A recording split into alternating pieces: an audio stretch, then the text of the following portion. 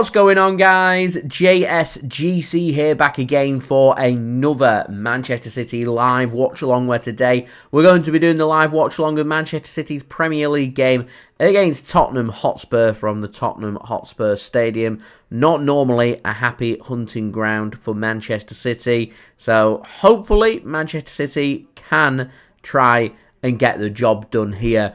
Great to see Erling Haaland back in the starting 11 for Manchester City, so it'll be interesting to see how that does work with City going with Omar Marmoush as well and looking like a pretty attacking lineup. And I did have some concerns about some aging, tired legs in midfield, yet lots of energy from Tottenham Hotspurs, what we was all speaking about. Yet I look at Tottenham Hotspur's bench and I'm seeing the likes of Heung Min Son and Dejan Kulusevski on there, and I'm thinking to myself, these are players that normally do a very good job against us, and I'm very surprised to not see them starting. So I'm going to take that as a big benefit. So hopefully Manchester City can get the job done today. So before I do crack on with this live watch along, make sure, like always, if you are enjoying the content, then please do subscribe to my channel. Less than 400 subs away from my aim of 42,000 subscribers. So any help towards that would be much appreciated. Also, don't forget as well, social media links there in the description if you want to go and follow me on my Twitter, Instagram and TikTok. Email also in the description too if you want to hit me up for any sponsorships or any videos or any general business inquiries. Don't forget to leave a thumbs up on the stream. We're already 1/5 of our way to 100 likes. We're 80 likes away, so any help towards that would be much appreciated. Also, don't forget as well to leave your thoughts in the live chat, including where you're tuning in from today and also your score predictions for today's game. I'd like to warmly welcome Emmy to the chat, much appreciated. Kawami as well, much appreciated. Thank you for tuning in.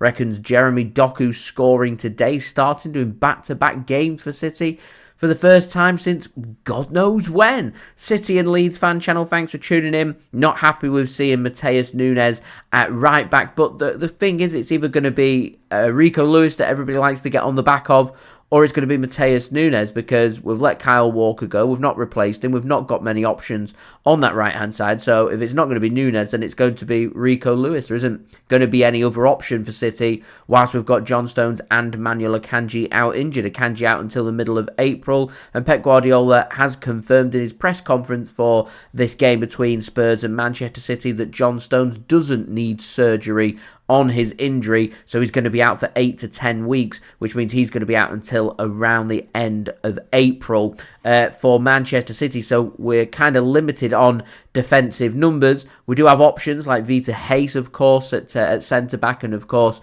we're going to be seeing a lot more minutes for Abdukodir Khusanov, including getting another start today. So hopefully City will be able to prosper. It's always been a bit of a transition, this for Manchester City this season, so it's all about making sure that we're embedding in players who are going to be here at the club long term. So I was hoping to see more minutes for the likes of James McAtee, but hey, here we are. All Things Football, welcome. Thank you for tuning in as well. Got a new profile picture looking very smart, so thank you for tuning in. Much appreciated. Adam coming in early with a score prediction going 4-1 Tottenham for today's game. I can see where you're coming from. We lost 4-0 at the Etihad. There's a lot of energy, a lot of running from Tottenham Hotspur, and I suspect that this game's going to be much of the same, and they're going to look to try and press and cause Manchester City problems. And if they can grab that opening goal and cause Man City problems, then could be quite a long evening this for City. So I can see where he's coming on with the 4-1. I'm just hoping with us having Haaland back, it's going to keep their defence, which to me Tottenham Hotspur's weak point, can keep them busy. Will give more space for the attackers, for the likes of Savinho, Doku and Marmoush. I want to see all three of them putting in good quality performances today, that hopefully we can go out there and score some goals and maybe even pick up a win. Sear, I hope I've said your name correctly there. Thank you for tuning in, back in Manchester City to win today, which is fantastic. And thanks for tuning in as well. Can we beat Tottenham Hotspur this year? Fingers crossed that we can make that happen. City and Leeds channel going with a 3-1 win for Manchester City today. I do hope you are correct. Mudgy, thanks for tuning in. Much appreciated. All Things Football going 2-1 to Manchester City. Says, do I think this summer will be a lot of ins and outs? I reckon you could be seeing 4, 5, maybe even 6 players leaving. And I suspect it's going to be the case that maybe 5 or 6 players are going to be coming in. So I'm expecting to be very busy, so much so that I'm expecting to have plenty of content well before I go with my daily Manchester City transfer updates from June 1st. I'm expecting for there to be quite a bit in the pipeline coming in through April and May for Manchester City in terms of getting transfers sorted. So I think it's going to be a real busy one. I think we're going to see more of a transition for City, and I think it's really important for the remainder of this season that we get Champions League football, so we've got that to offer to help when it comes to our transition. Kawami, thanks for tuning in. Mawaka, thank you for tuning in. Much appreciated. Honest, thanks for tuning in as well. So City need to push this time. Lewis, be careful. Otherwise, I will slap you. I don't know who Lewis is, but okay. Mordecai, thanks for tuning in. Tuning in from Zambia, going 3-1 prediction for Manchester City. Reckons Omar Marmoush and Erling Haaland grabbing goals today. Fantastic. Great prediction. I'd be very happy with that. Excellent. Thanks for tuning in from Zimbabwe. Much appreciated. I imagine the weather's quite nice in Zimbabwe right now. Much nicer than it is here in the UK. Mudgy going with a 3-0 win for Manchester City. Reckons Haaland going to be hungry for some goals. And I presume they're backing Erling Haaland to score in this game. Nadir, thanks for tuning in. I'll go through my predictions once I've read the teams out in just one moment. Corey, welcome. Thank you for tuning in. Going 2-1 Manchester City today. Lots of positivity in the chat. I like it. Hello Mello, hope I've said your name correctly as well. Going 4-1 win for Manchester City today. Love that. Dave, thanks for tuning in. Says, if Borough can win at Stoke City, Manchester City can win at Spurs. I like Dave for my Middlesbrough update, so much appreciated. So, before I do speak about the teams, I do want to speak about today's video sponsor, which is brought to you by SofaScore. SofaScore is an app that's going to keep you guys up to date with all the latest football scores from around the ground, including everything that's happening today in the Premier League and from elsewhere. They're going to keep you guys up to date with the latest match information, along with the latest statistics, team news, and so much more. It's a very highly rated app, so do go and check it out. It is free to download. One of my favourite features about SofaScore is not only is it incredibly quick at keeping up to date with all the latest football scores, but it's also, and I really like this, not just limited to football. It's got all the sports that you guys love to follow all in one place, all in one app, covered when it comes to the latest scores and information. So, I'm going to roll my promo video, and then we're going to speak about the teams.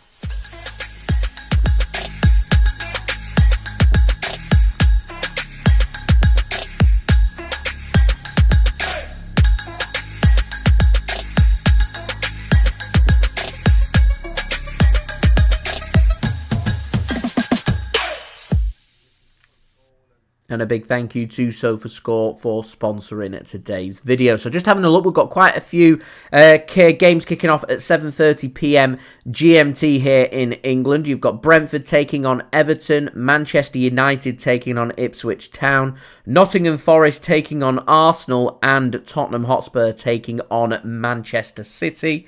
8:15 p.m. GMT, you do have Liverpool taking on Newcastle. Lots of importance here when it comes to the race for Champions League football for next season, keeping an eye on what Nottingham Forest are going to do against Arsenal, as we're looking further up the table at the team sitting in third and second.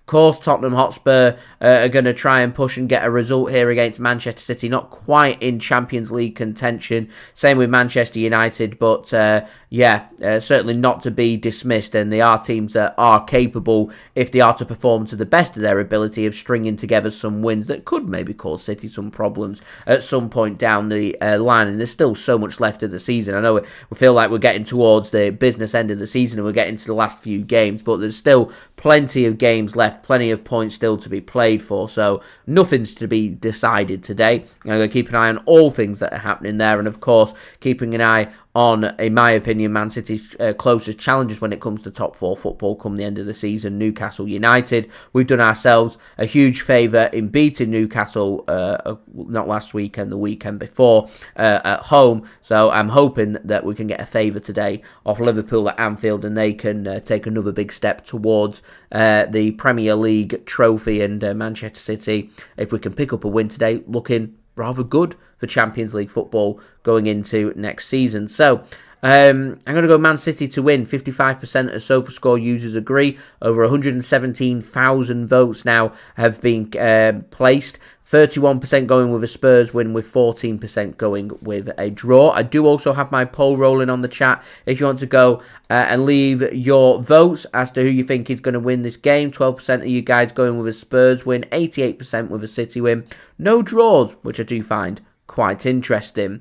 Hilumo, welcome. Going 4-1 Manchester City. Nadir says, knowing this season anything can happen, probably lose, but feeling positive tonight. Going 3-1 Manchester City. Tony reckons 2-1 Manchester City today. I would take that. Tony says Big Earl is back. He certainly is. Honest says he was on about Rico Lewis. Okay, fair enough. Okay.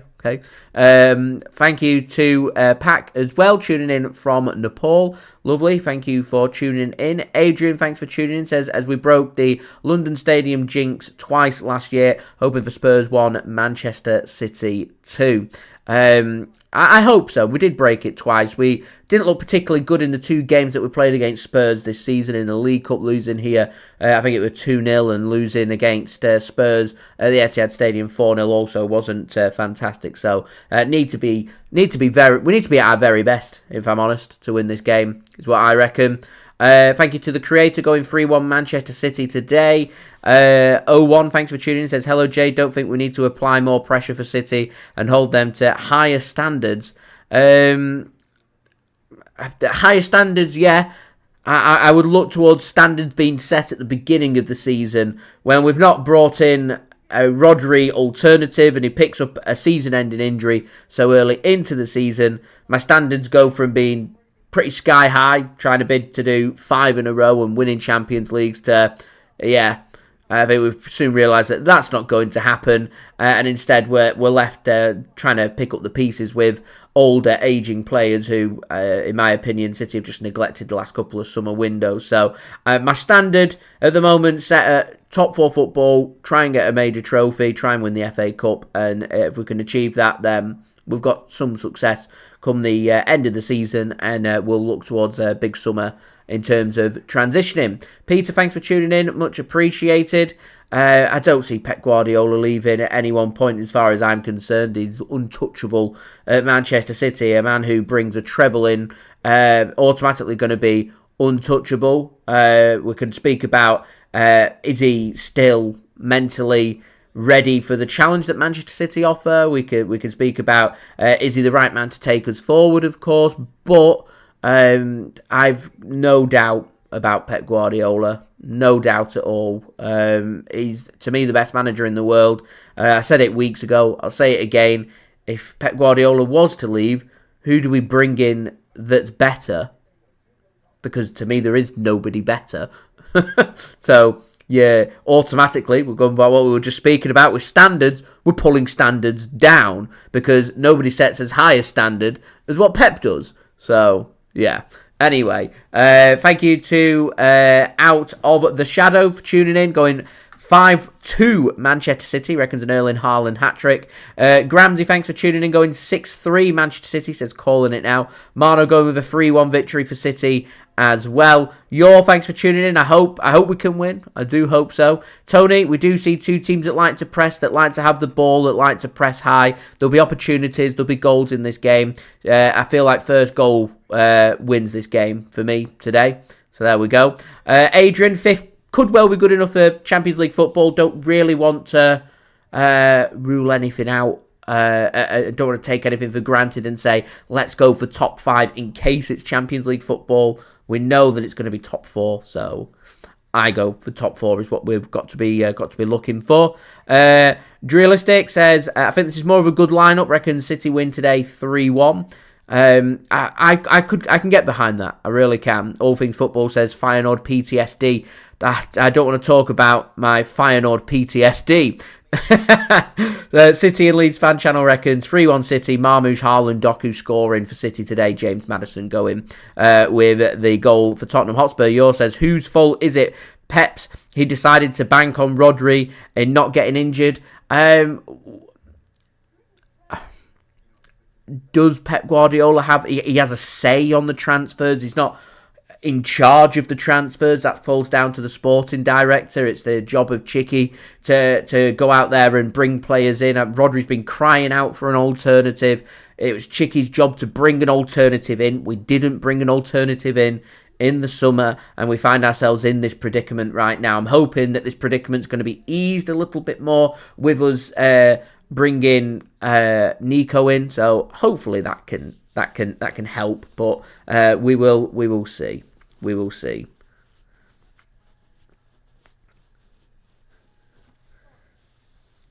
Yours says, if Pep doesn't win a Prem or Champions League or FA Cup with all his new signings, would I sack? I wouldn't sack him.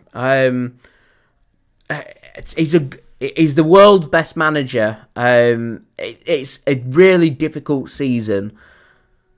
We saw this same team win 4 in a row last season, and I don't think any of us could predict such a drop-off. I mean, Kyle Walker, his pace went over the summer, over the matter of weeks.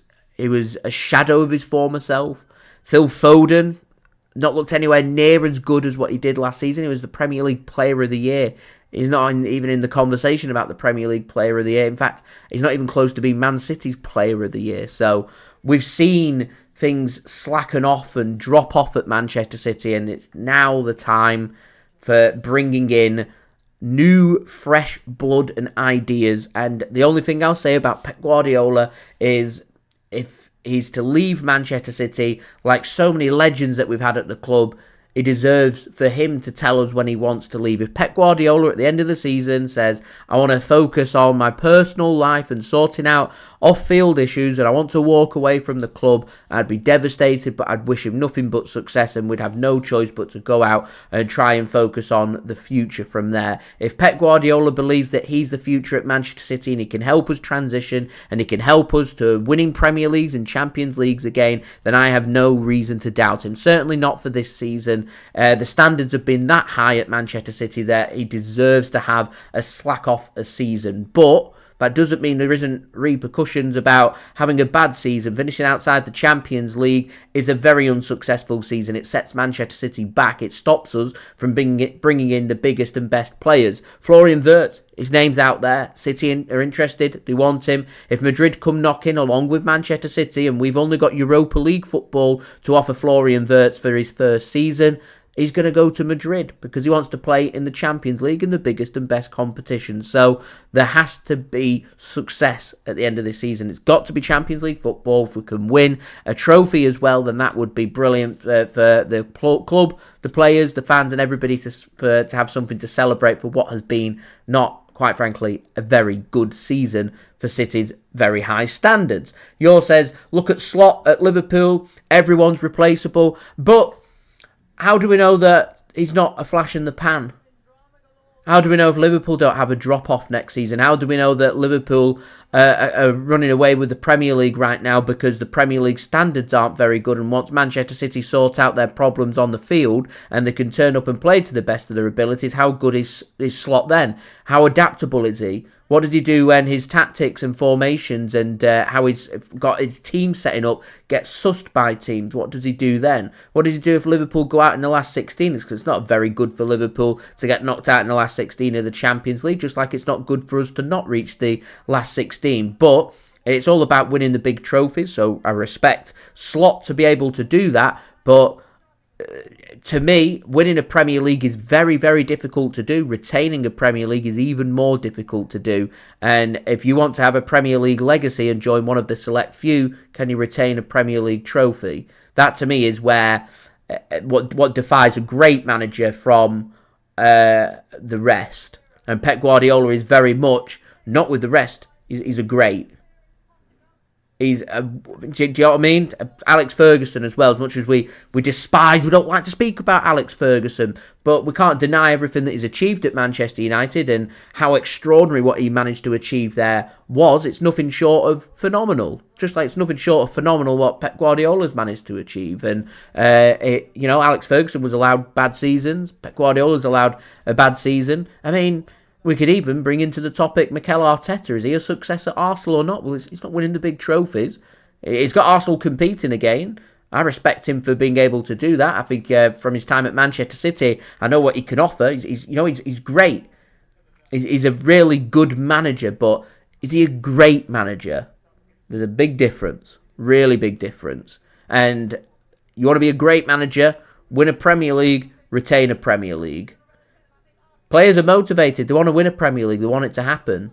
How motivated are you the season after once you've already won it? They're the big questions. Mentally, where are you at? They're the questions. Anyway, big welcome to everybody. I've waffled on for long enough. John, thanks for tuning in. Much appreciated. Boy Racer, thank you for tuning in as well. Much appreciated. Maria, thanks for tuning in. John, thanks for tuning in. Much appreciated. Helping to moderate today's chat. Remember, if you...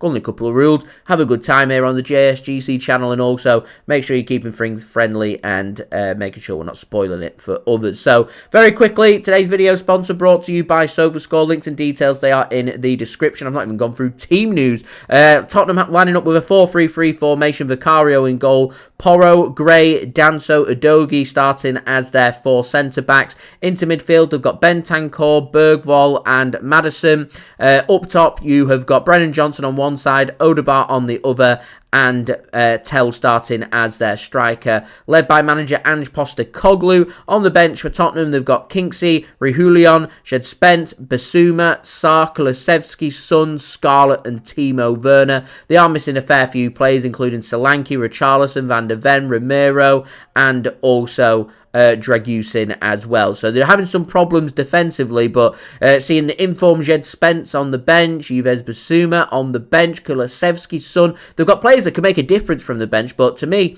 why are they not starting? What's going on? Is it down to player fatigue, tactical? Postecoglu liked how the other players have been training, that some of the big names are missing out?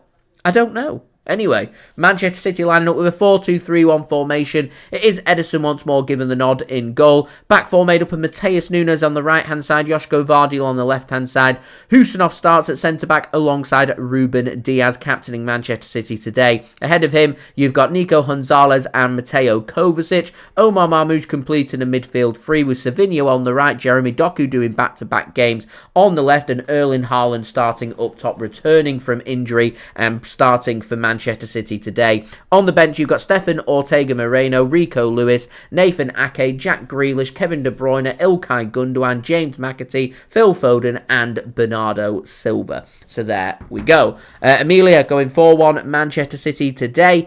And we are now on 42 likes, guys. So 8 away from 50. Any help towards that would be much appreciated. Do subscribe if you're new around here. Press that red button, press the bell, and put your push notifications on. Social media links there in the description if you want to go and follow me on my Twitter, Instagram, and TikTok. Email also in the description too if you want to hit me up for any sponsorships for any videos or any general business inquiries. Don't forget to leave your thoughts in the live chat, including what your score predictions are for today's game and also where you are tuning in from. And finally, want to say a big thank you to today's video sponsor who helped just give that team news to you guys, which is brought to you by SofaScore.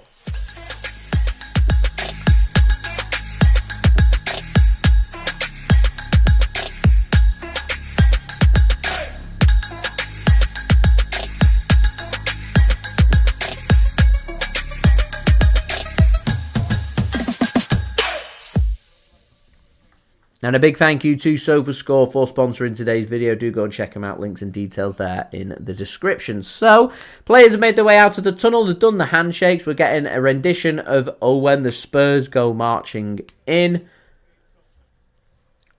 Ready and waiting for this away game for Manchester City. Tottenham are huddled and ready to go. We've got referee Jared Gillett in charge of today's game. Manchester City playing in their third shirts today. That's a maroon, burgundy, whatever colour you want to call it. Kit, almost like a bit like a claret shirt, really. If you used to colour in all of Burnley's or all of West Ham's shirt in, is the colour we're looking at. City attacking from left to right, with Spurs attacking from right to left. Spurs playing in their white shirts, navy blue shorts and white socks, as we do have kickoff here for today's game.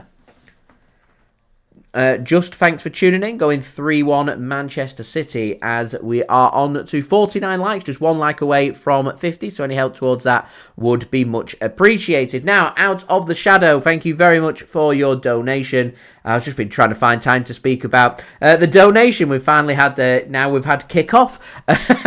He reckons City should be looking at trying to sign Diogo Costa from FC Porto. He reckons Cambiasso, Frimpong, Ederson from Atalanta and Florian Wirtz. That'd be a heck of a summer, wouldn't it? Really would be a heck of a summer. We may be looking at a new goalkeeper. We may be looking at a fullback or two. We may be looking at midfielders. So you might not be too far off. And I reckon a couple of them players on that list could well be signing for City. As Spurs could be in here. City just trying to limit the space, and Savinho does well to get his foot onto that. But out of the shadow, a big thank you for your £2 donation and your thoughts as well. It's good little transfer chat, that actually. So much appreciated, and thank you for helping to support the future content created here on my channel. John says, what are my thoughts on the rugby league playing in Vegas? A bit of a strange one to be going to Las Vegas trying to grow rugby league. It's not a very popular sport, that's to say the least, but yeah, here we are. At least the fans get to enjoy themselves out in Las Vegas. Taking on Warrington. Rain, thanks for tuning in. Much appreciated. Do hope you are well. As we do smash past 50 likes. Now aiming for 100 likes. 46 away. So any help towards that would be much appreciated.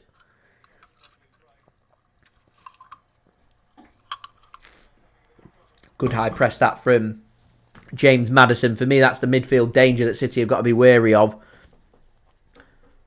Should be kept in this by Khusanov, who takes a heavier touch, and I think he's going to get a goal kick for Manchester City. Scott, thanks for tuning in. Adrian reckons City not adding any more than 4 players. It all depends on who leaves. The rumours are to be true that City are looking at 5 or 6 players potentially leaving. Then we've got to go out there and replace these players. I still think in terms of our squad, we're maybe 2 players short of having a good-sized squad that can compete, including at fullback on the right and left-hand side, which is why I'm surprised City didn't potentially address that, but here we are. They didn't. And then maybe, I mean, who's going to leave? Gundogan's out of contract. De Bruyne is out of contract. There's 2 massive players that need replacing. Won't be easy. Here's Savinho then to Doku. He takes a little knock, goes down. Referee says no. When it comes to asking for a free kick, Mad, thanks for tuning in. Says discovered me from the fan reactions.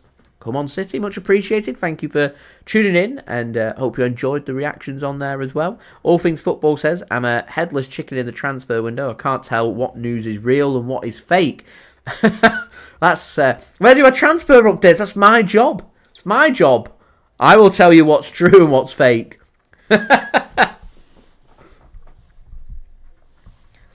There's so many people out there who say that they're ITK. There's some big channels in there that say that as well, and they're not. Omar Marmoush does well, presses a mistake from Udogie, but can't get his final ball across, and Khusanov does well, gets his foot in front, and Tottenham will get a throw in. Kelleher, I mean, he's too good to be sat on Liverpool's bench. Is he good enough to be a number 1 at City? A good keeper, though. I like him.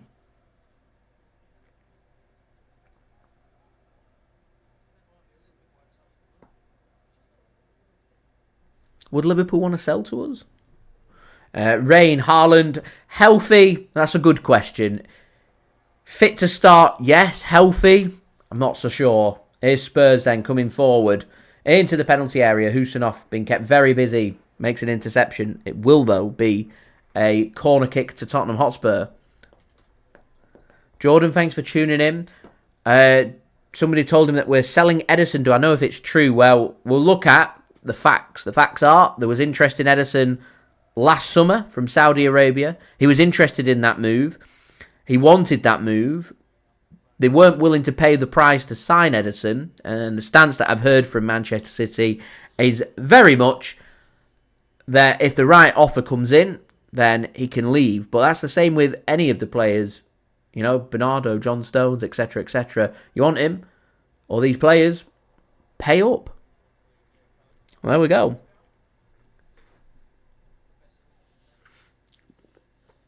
Adrian, yeah, they're just trying to grow the global market of rugby league, which is why they've taken it to the United States, as rugby league's just not very popular over there. And also, for the fans and the players as well, they get a nice little break as well to Vegas, and I think the weather's just started to turn there as well. So get to enjoy certainly nicer weather there than it is here. Spurs coming forward. Too heavy of a pass. Will be cut off by Josko Gvardiol. And Ederson's going to send this one long. Manchester United behind already.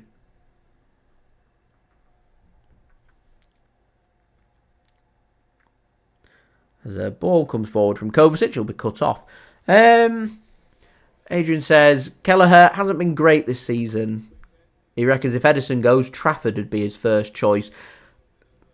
I like James Trafford. We've got a buyback, actually. I think 40 million. You see, interestingly, I'd be going for James Trafford should Ortega leave. I think if Ederson decides to stay for one more season, James Trafford having a season as an understudy would do him the world of good, because there's the potential for him to become Manchester City's new number one. Kelleher, my doubt is I just don't think he's going to be City's number one goalkeeper. As Marmoush sends one across and Haaland has the first shot and it's straight at the keeper. It's frustrating.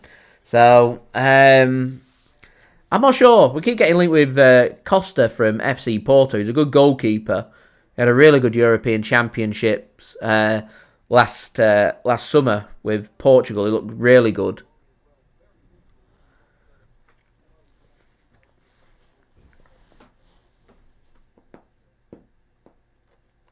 All things football, yeah. Newcastle are having a good look at James Trafford.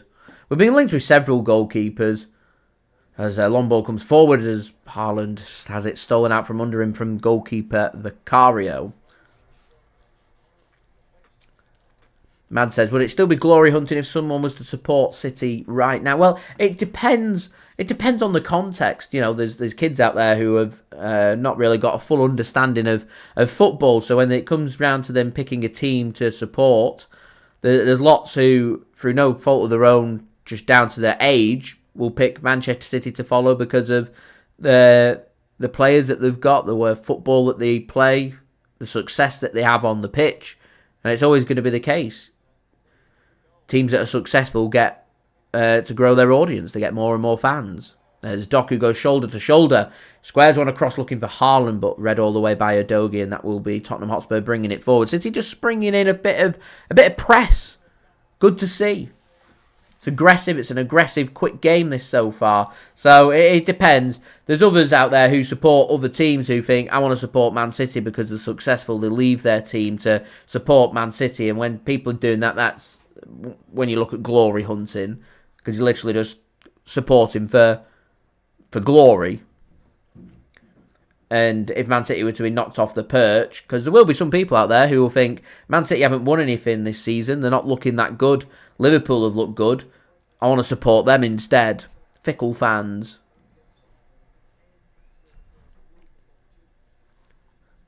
That kind of mentality, by the way, is quite rife in the NFL, I've seen. There's a few former New England Patriot fans that now dedicate their lives to following the Kansas City Chiefs because they're the next most successful team. One era ends to support the next team that's going to look to try and build a dynasty. And I'm sure if the Philadelphia Eagles go back-to-back with Super Bowls next year, you'll see them bandwagon hopping onto them. So, there we go.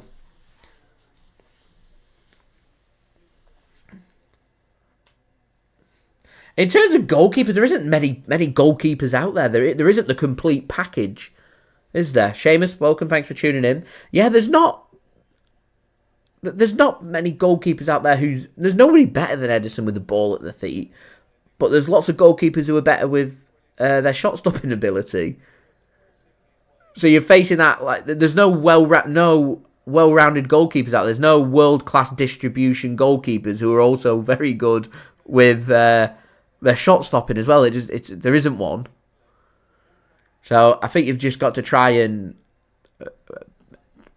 pick and choose, so to speak.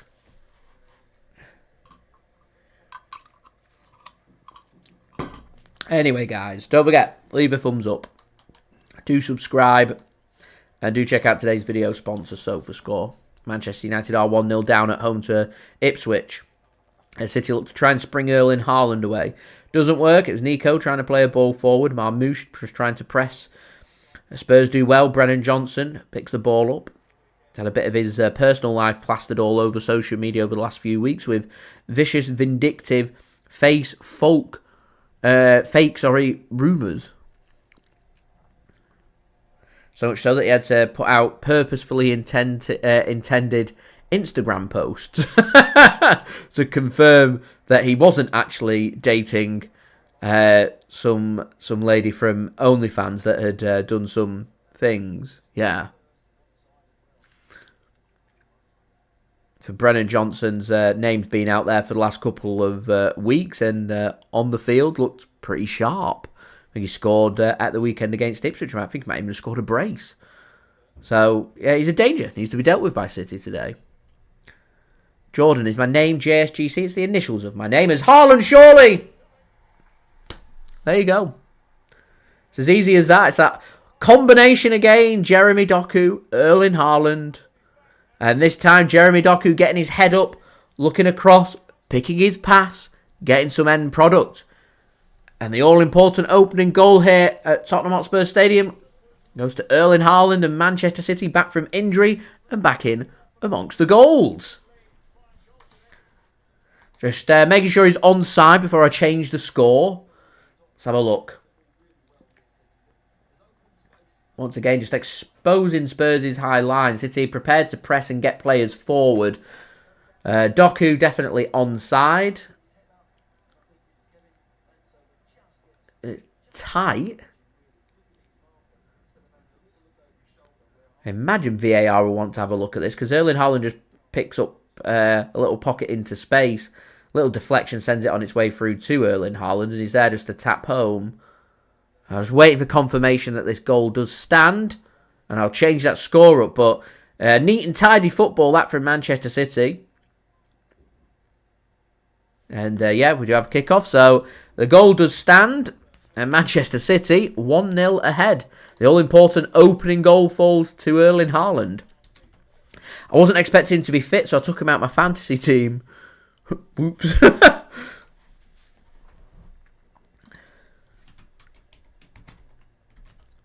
Manchester City ahead. Come on. Right, we've got to keep building. We've got to keep going. We do have to keep going here.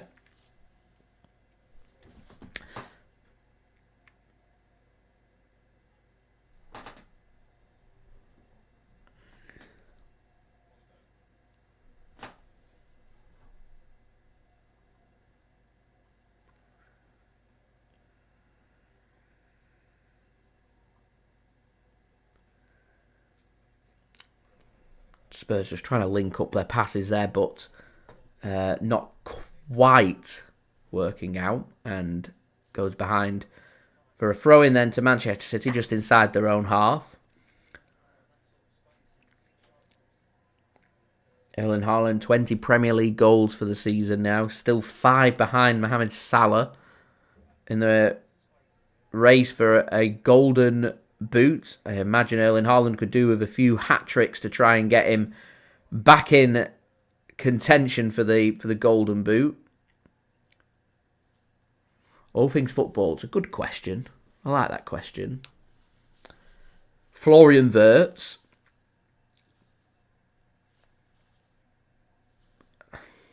I think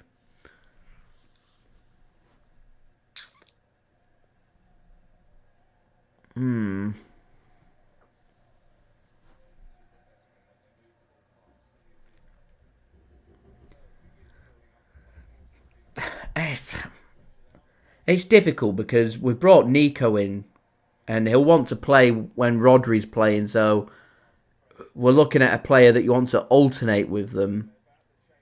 And I'd quite like a bit more physicality. I saw somebody suggest today Adam Wharton, who I know has not had the strongest of seasons with Crystal Palace, but he is homegrown and he is a very physical player, and he offers us something that, you know, if Rodri's not here, we don't really have much physicality in midfield, and he'd help with that.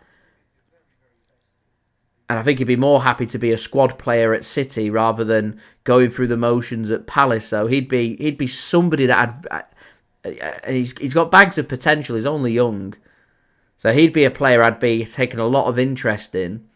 Now I can see Wharton at a Villa or a Newcastle rather than at City, but he'd be the player I'd be looking at rather than thinking predominantly first team, as Erling Haaland should win this ball back, but it's very aggressive there from, was that James Maddison, I think, to win the ball back for Spurs. Interesting. Knight, thanks for tuning in. How do I think he's playing, Jeremy Doku? We're not really seeing too much of him. He's just popped up in the right place and played a pass, albeit via a deflection, but it's, yeah, I presume it'll go down as the Doku assist. That's a good ball from Spurs, and Nunes now up against it, and he allows a good sliding challenge to come in. He wants a goal kick. However, referee disagrees and says it'll be a corner. Do I think City will hold out? No, not for the rest of the game, no. No. Need another goal. I tell you what, Nunes is a bit lucky. He slides in it. Hits his ribs and goes out for a corner. But his arms are up as he's sliding up. And if that hits his arm rather than his ribs, Spurs have had a case for a handball. It's dangerous when you slide in and you leave your arm up here. Anyway, 17 minutes in. Spurs with a corner. Maddison takes. Header looped up by Manchester City and hooked clear by Savinho. That'll be a throw-in for Spurs. Wharton looked decent last night. I didn't manage to catch... I caught the end of the... I watched the Brighton-Bournemouth game, so I didn't really watch much of Palace's game. I watched the second half of Chelsea's game. Southampton were bad. So I didn't get to watch Crystal Palace and Wharton. So I'll take your word that he was decent last night. He's a good player. He's got potential. That's what I like. And he's hungry. He wants success. You know, you want players to come to Manchester City who, you know, want to win trophies, want to get into the team. They want minutes. These are the players that you want. You want players who are, you know, not players that have been through the motion. I'm not accusing Jack Grealish of being complacent or lazy, but you know, he's been very successful at Manchester City. That you could kind of understand that his mentality and his focus moves away from work and moves away from Manchester City, moves away from football. He's just had a kid. That will be taking his. It will be his priority, and he just seems like he's not fully focused. Whereas when we first brought Jack Grealish in, I thought he had a real point to prove. There were some question marks about, is he right for City? He's £100 million man. That second half of the season when we won the treble, he was nothing short of outstanding. He had a certain bit of aura about him. And that all came down from desire for him wanting to do well and to win. And I don't feel like we have too many players that have got that kind of attitude at City right now. It's almost like the players of all broken records won things, and they're just kind of going through the motions, which is when it's a good time for us to seek change, which is where it's good to bring in the likes of Nico Gonzalez and Omar Marmoush and Abdukodir Khusanov, young players who want to play for Man City. They want to win trophies. They want to be playing all the time. And, you know, if they do something wrong, they'll go away. They'll look to try and learn from it and be better. Got good, positive mental attitudes. And, you know, you get 11 players who have all got that kind of focus with the coaches that City have got available and the quality of the players that they've got. Success won't be too far away. Here's Doku into the penalty area. Dancing around. Have a shot, Jeremy. He does. It's a good save from the keeper. It's a real good save. It's a good effort that from Doku. He's looking lively, you know. He is looking lively. Dan, thanks for tuning in. Much appreciated. Pete says we've got Calvin Phillips. How's he doing at Ipswich? Not heard too much. I do know that Leeds United are looking very good for getting promoted. And I can see Calvin Phillips wanting a permanent transfer back to Leeds. It's just they need Premier League football to offer him to be able to afford his wage to bring him back in. So I can see that happening. I really can. Ina, thanks for tuning in. Midfield made up today of Kovacic, Gonzalez, and also Omar Marmoush. You will see Nunes going into them positions. He's Doku. The ever lively Jeremy Doku. Do you know what? This could be the coming-of-age match for Jeremy Doku, this. He's looked really lively, and Pedro Porro well up against it. Here's Spurs then. Fans trying to encourage them to get going, and it's good, aggressive defending from City. Tell goes down. Feeling a bit of pain. 2023 City. It was the peak. It was players that wanted to make history. They wanted to achieve. And that's what we need. That's what we need back. Adrian says Phillips done okay at Ipswich. Not been standout. It's not been outstanding. Currently out with a calf injury. He is very injury prone. Never really helped him. Wharton is from the northwest, so he may want to come home. Back to the northwest of England. Anyway, guys, don't forget, leave a thumbs up now. Just 32 likes away from 100. Any help towards that would be much appreciated. Do subscribe if you're new around here. Do go and check out today's video sponsor, SofaScore. Links and details, they are in the description. Here's Spurs then. Starting to see more of the ball, Spurs. Man City just happy to hold their shape, wait for the mistakes, press the issue, and they get the ball back there. City do just about. And I think City are going to get themselves a free kick just inside their own half. Tell back on his feet, moving around all right, committing the foul. Khusanov really settled himself in. He's looked good and sharp. I've enjoyed his pace and his aggression. He's been exactly what Man City's defence has needed. Here is Ederson then. Back to Ruben Dias. Ruben Dias given the nod today ahead of Nathan Ake. I reckon City are just going to rotate the pair until we start to get Akanji and John Stones back at the middle to end of April. Thankfully, we move over to playing near enough once a week through the remainder of March, once we've played Plymouth, right through till April, particularly if Manchester City go far in the FA Cup. We will see a couple of games postponed. They normally get moved to the end of the season. So City could have a spell of around 8 to 10 weeks where we're playing just once a week, which allows us to work on fitness, which allows us to fully get Ruben Dias and Nathan Ake fully fit, that they can play alongside each other rather than it being a case that we've got right now, which is it's either one or the other. And I suspect against Plymouth, Ake will be given the nod ahead of Ruben Dias. I suspect we'll probably see Vitor Reis as well. And actually, I don't know why, but I'm really looking forward to that Plymouth game. Plymouth knocked out Liverpool. They've got nothing to lose. City got nothing to lose. Should be a real good game of football. Spurs have had more possession than City. Yeah, they've been knocking the ball around. United have equalised according to Adrian, who's grabbed the equaliser for United. I don't really understand why Amorim took that job at United, to be honest. I felt like he could have just played it safe, and I think he was doing a really good job at Sporting. Sporting could easily have been maybe even into the last 16 of the Champions League.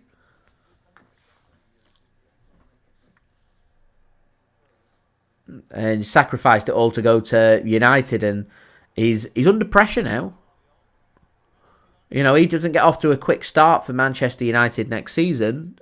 Everyone will be getting on his back, and they'll be questioning him. In fact, there's already some questions out there about just how good is he. Have United gone backwards? Because, you know, Van still in the bottom half of the table, and everyone keeps poking fun that United are relegation candidates. So they don't seem to have got any better, and I just find it unforgivable that City never really had a good pop at United at the Etihad, that we went 1-0 up and never really built on it, and we just should never have been losing that game. That, to me, has been one of the most unforgivable results that we've had of this season. And Barca, that is what I was hinting at, that he could have just played it safe at Sporting, and there might have been a case where Pep Guardiola may have wanted to have left City at the end of the season. City might have told Pep that they've got nobody else ready to come in. Amorim could have been the man that City were looking at, and he could have worked his way in at Manchester City rather than at Manchester United. And I'll tell you that taking over the reins from Pep Guardiola won't be easy. It's one of the most difficult jobs to come in and, take over from Pep. But it, to me, is an easier job than what he's got at United, because you won't get given any time at United. And to me, he's fast-tracking himself to being fired at some point next season. And we're talking here about one of the most promising managers in world football back in November. It's February now. Oh, so nearly a good interception from Kovacic. Spurs do well to keep hold of the ball. They're knocking the ball around pretty nicely, Tottenham Hotspur. Man City holding their shape pretty well as well. All things football, when are the charges verdict coming in? They're expecting weeks to months. That's a good ball played forward from Spurs, and Ederson reads it really well, so Brennan Johnson can't get on the end of it. So, David Ornstein said about this the other day. He said weeks to months, so I think we're probably talking 2 to 3 months. So I reckon April, maybe May. Manchester City's antics off the field tell me that maybe Man City feel like they're going to be cleared of the charges. As that's a great ball from Doku. And how is it not 2-0 from Savinho? He's missed an absolute sitter there, Savinho. It's a beautiful ball from Jeremy Doku. I don't know how Savinho's missed that. Beautiful, beautiful ball from Doku. It's all about that ball from Doku. Onside, Savinho's just got to score. He's got a tap in. There's pace on the ball. He's even got time to take a touch if he wants to. He hits it into the ground and it goes over the top of the crossbar. He's just literally got to glide his foot through that. And that, to me, is where Savinho needs to improve his game. It's been it's been a difficult season for him. He's shown glimpses of being very good. He's shown glimpses of being quite quiet. I think that's to be expected from a player who's in his early 20s. But there's going to be serious competition for his spot. He grabbed, 20-odd goals in Spain last season. He was heavily involved in a lot of goal contributions, and, he's taken over the reins from Riyad Mahrez. Riyad Mahrez had scored that. Here's Doku.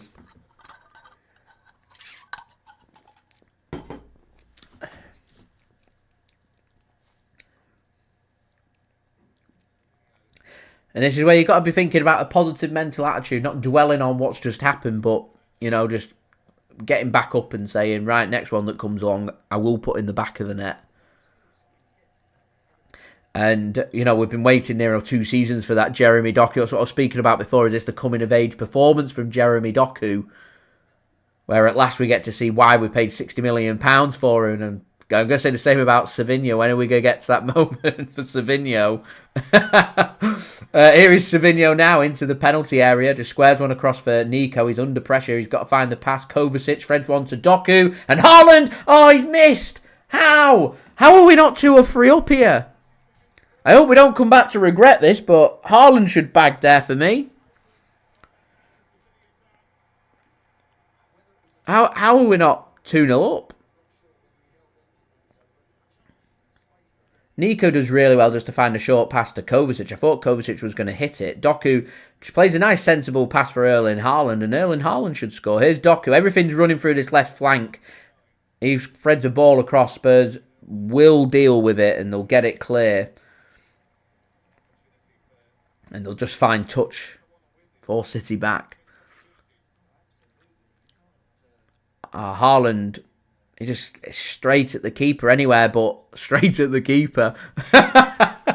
This has been a good 30 minutes from City. Not only have I been impressed with Doku and our ability getting forward, I think we've held a really good shape and structure of the team as a whole. And the team's it's got energy. It's looked fresh. It's looked good. I'm just hoping that come into the second half, we don't start to regret these misses.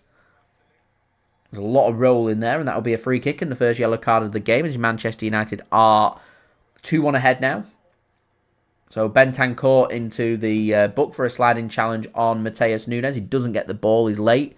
There's a lot of rolls there from Nunes. A bit theatrical for me. But Bentancur into the book and a free kick for City. Close to halfway, just inside the Spurs half. It's been a good performance from City. We have a habit getting into the second half of coasting and feeling the fatigue of a game. What we need to do here is just try and keep the energy up. If we continue to create opportunities for our players, laying opportunities on the plate for the likes of Haaland and Savinho, something will stick. And for Spurs, it must be concerning their fans that, you know, City, though Spurs I think have had more possession, it's City that have had by far the better opportunities. At the moment, City are finding too many ways to get in and around this Tottenham Hotspur defensive shape. It's quite interesting. We're seeing Matheus Nunes almost playing as a holding midfielder. I spoke before about us having a lack of physical presence in that area. That's a good ball forward, Savinho. Was he offside? Anyway, he's got goal side here. He can have a shot, and it's a poor shot. Easily blocked. City, another opportunity. Acres of space. Cross put in by Nunes. Looking for Haaland. Headed clear. Another ball in from Doku. Fisted clear by Vicario. Is Matheus Nunes. His pass is not great, and Spurs will cut that one off. City looking for the high press to try and get this ball back. And a tactical foul there from Nico Gonzalez. He's got the Rodri in him, hasn't he? He looks up. We're looking a bit stretched. We've committed Khusanov forward. I'll foul the player on the edge of the Tottenham Hotspur penalty area. So there's no potential opportunity of a counter-attack. And we can get everybody back whilst not picking up a yellow card. Another poor giveaway from Spurs, looking really shaky at the back. I think it was Gray this time. Here's Marmoush. Not really seen much of Marmoush so far, and he's just pulled, and that will be a free kick for City in a really good area, this. Around 25 yards out, slightly right of centre.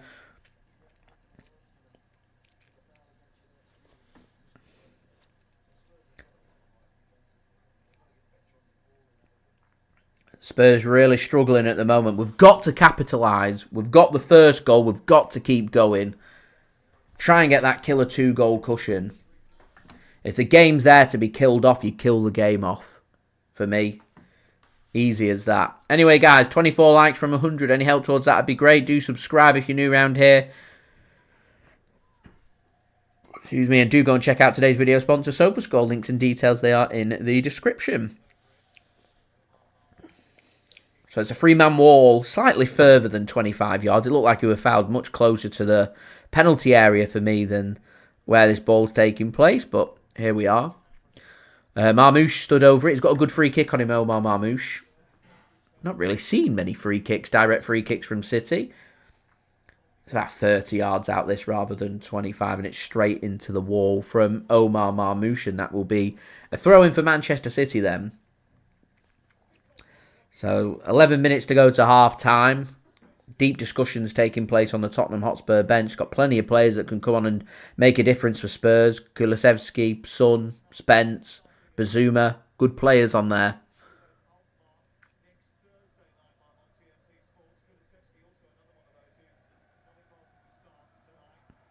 Well, that went out of play, and that'll be a throw-in for Manchester City.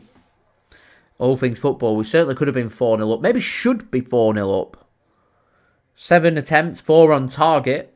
Just the 1 goal. Not clinical from Manchester City. We've got well, 1 goal, so we're happy with that. Could have been so much more. This game could have been out of sight.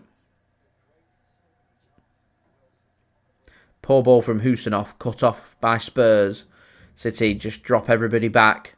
Hits the referee, and that'll be a drop ball for Tottenham. So City, good opportunity now to get everybody back and get our defensive shape back in place. Here's Maddison.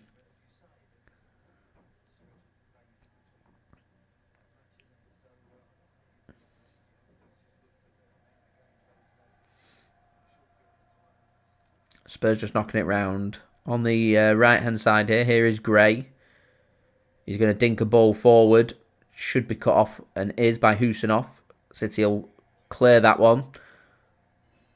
Second ball. Kovacic to Marmoush. Can't get the flick on, and Spurs will get the ball back. And Spurs are going to come forward once more here on the left. There's a little pull there from Nunes, and that'll be a free kick. And Nunes says it's just a coming together. Referee says not a coming together. There's a little pull, and that'll be a free kick. Spurs want a yellow card for it.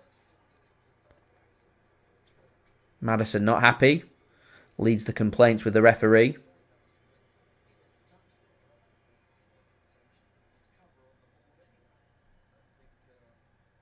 Don't think there were all that much in that, to be honest, but hey, here we are.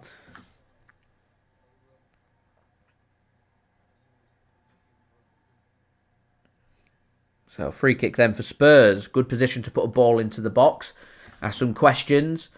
Ruben Dias trying to lead the defensive line there, saying, I'm holding the line. Follow my line.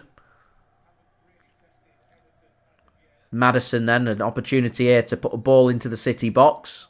Ask a question of the Manchester City defence. And goalkeeper. Ball comes in from Maddison. Headed clear by City. Heavy touch comes in from Spurs. Should have allowed Manchester City to have cleared the lines, but they haven't cleared the lines. And Kovacic felt like he'd got the ball there. He's penalised, so another free kick for Spurs, just this time slightly closer to the edge of the penalty area, but another crossing position. He doesn't get the ball there, so it is a free kick. The referee makes a good decision.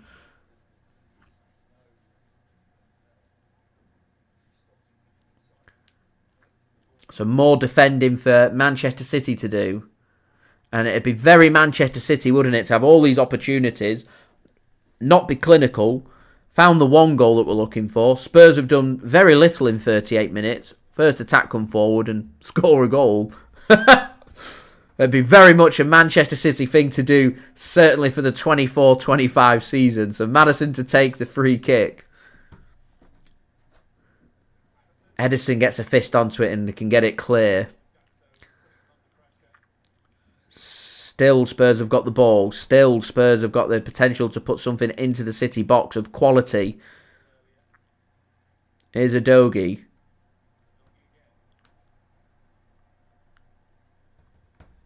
Just worked out to Gray. Pedro Porro. Now to Brennan Johnson on the right. Pedro Porro points to where he wants it, but it's read well by Josko Gvardiol.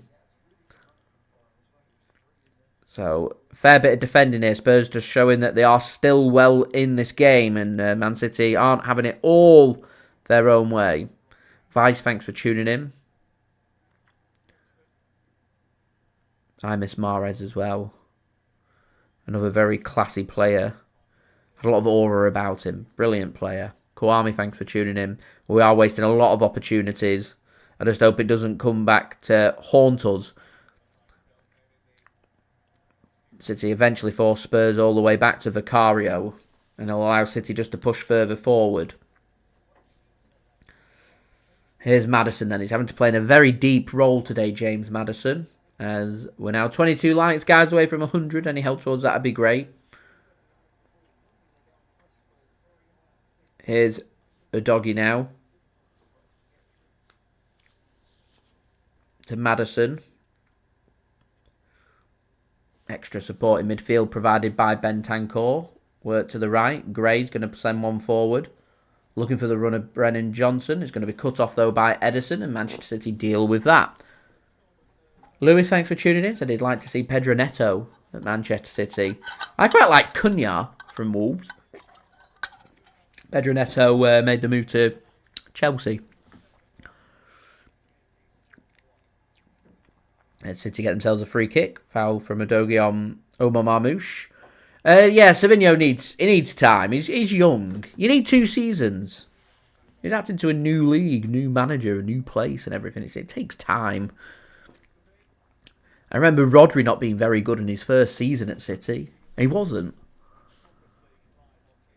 Now look, he's a Ballon d'Or winner.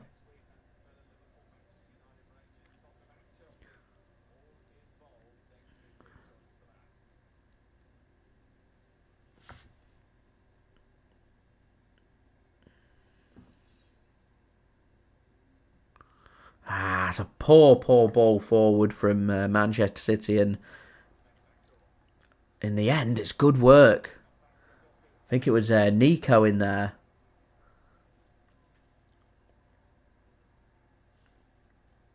He's quite tall, isn't he, Nico Gonzalez?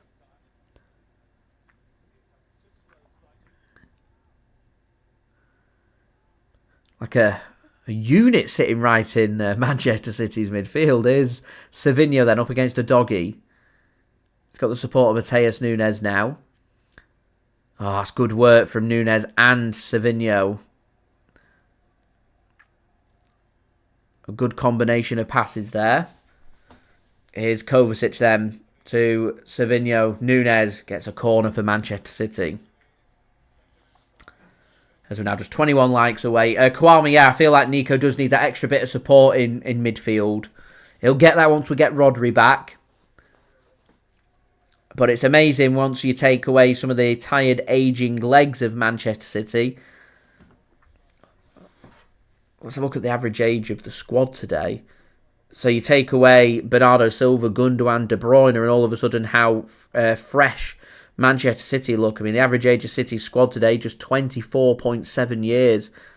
Spurs at 23 years as corner comes in, headed clear by Spurs, headed well as well. Dave says Wrexham leading in the English Football League trophy. I think their win against, I think they're playing Peterborough. I think they're off to Wembley to play Birmingham City. And that'll be a full 90,000 capacity for the English Football League trophy, which will be quite remarkable. I can't see City going in for Gaia Carrez. And we've already got Haaland and Marmoush. I can't imagine there'll be another attacker coming in. They're not going to get much game time, are they? Adrian says Nico, 6'2", yeah. There's a little unit sitting right in Manchester City's midfield. I think he's got a lot of physicality about him, but anyway, here comes Spurs, counter-attack. Work to the edge of the City penalty area. Spurs fans urge some shooting to go on. Brennan Johnson tries to get a ball across, but blocked by Josko Gvardiol, who defensively has done a very good job today. You can't, yeah, Peter, I agree. I can see him at Manchester United rather than with us.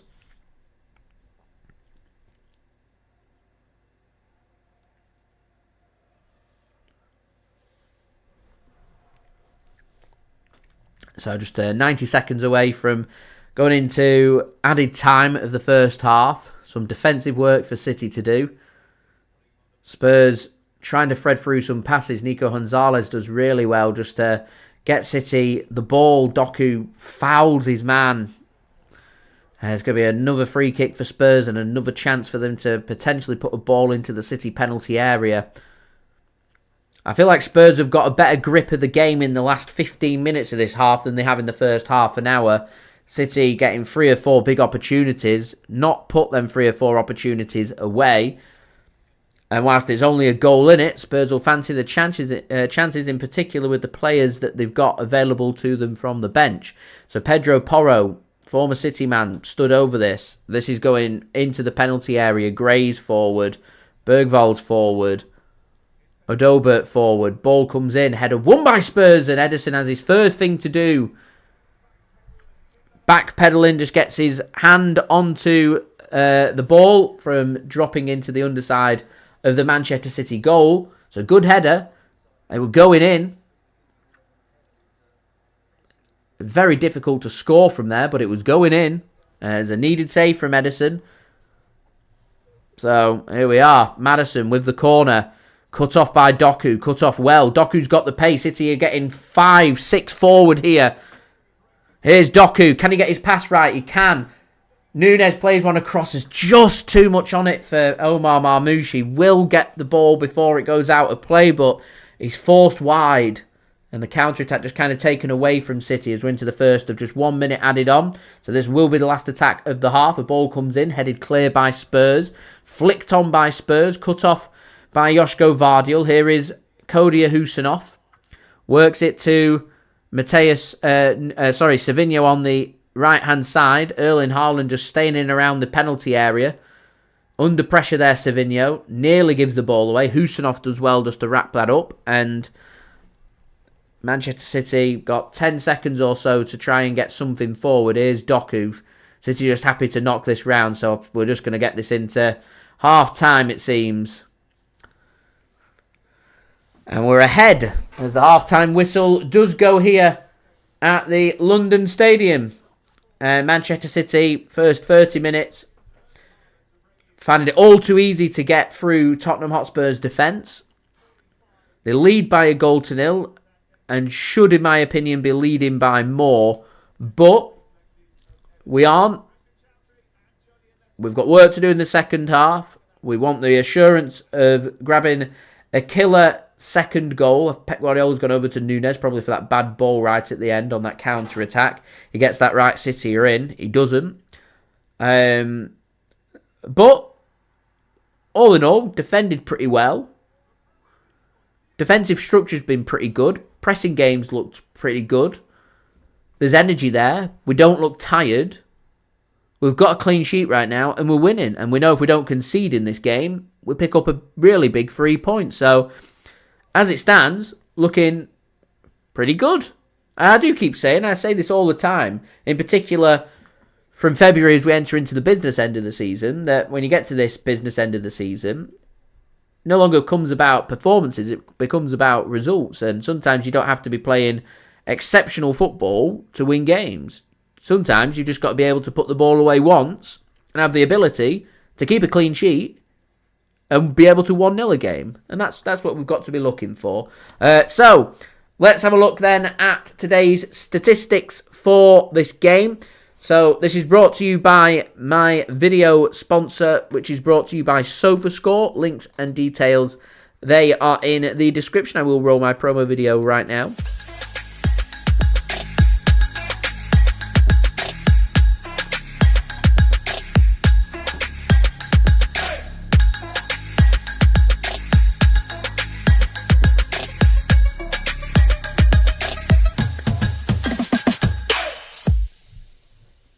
And a big thank you to SofaScore for sponsoring this video. So, having a look at the statistics. 50% possession for both sides. Tottenham's expected goal rate at just 0.09. No big chances. 2 shots.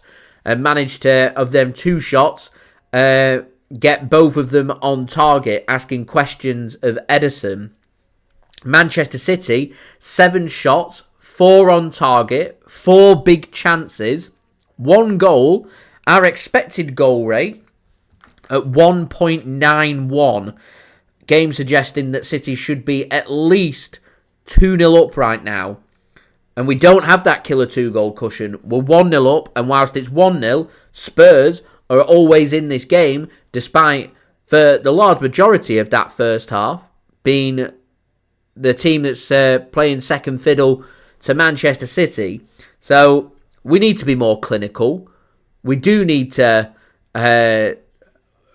ensure that we're putting our opportunities away. We also need to ensure that we're keeping our energy fresh in the team and also keeping our defensive shape and structure. That's the way for Manchester City to win this football game.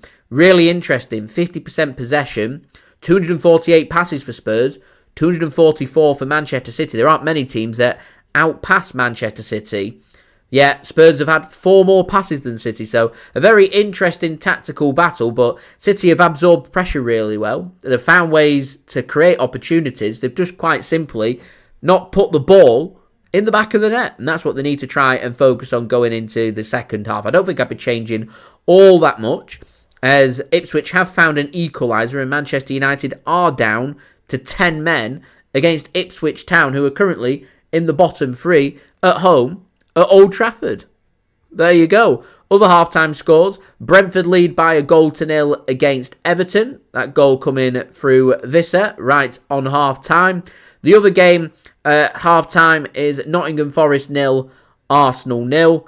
And in this game, currently Tottenham Hotspur 0, Manchester City 1. Now, we will have kick-off again for the second half in around 10 minutes' time here at Tottenham Hotspur Stadium. You do have a game happening right now in the Premier League that's live 6 minutes in at Anfield. Liverpool 0, Newcastle 0. So I don't know for 10 minutes or so if you guys maybe want to flick over to that and have a watch of that and wait for the second half to get underway. We will have to wait and see. But do let me know your half-time thoughts, guys. That would be much appreciated. Ethan saying we could have been 3 or 4 up. We can't finish, frustrated and angry. It's been a good performance, but I agree. Could easily have scored 3 or 4 goals. We've been clinical. We'd be out of sight and we'd be rubbing our hands, getting some pressure onto Forest in third and thinking to ourselves, do you know what? Not looking too bad. Not looking too bad. All Things Football says, do I believe Diogo Costa's a realistic summer signing if Ederson was to leave? It depends if City are willing to release the clause. I think is £60 million. Possibly. Quite possibly. We'll see.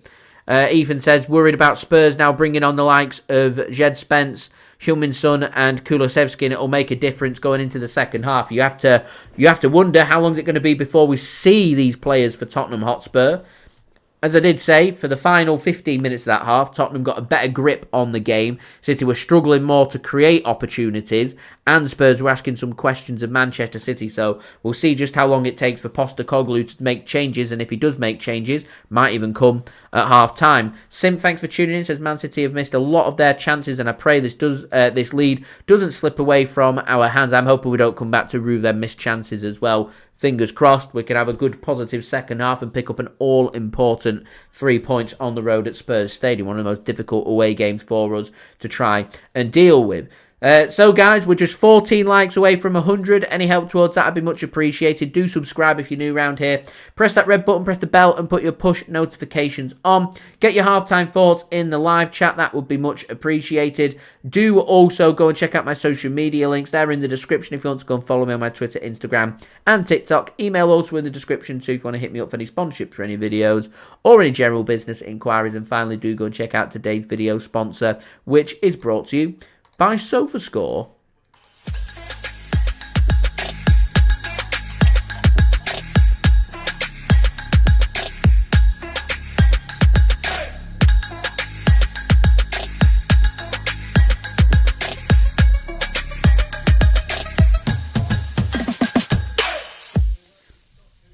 And a big thank you to SofaScore for sponsoring this video. Ethan says Savinho's got to improve his finishing. He does. He had a big opportunity.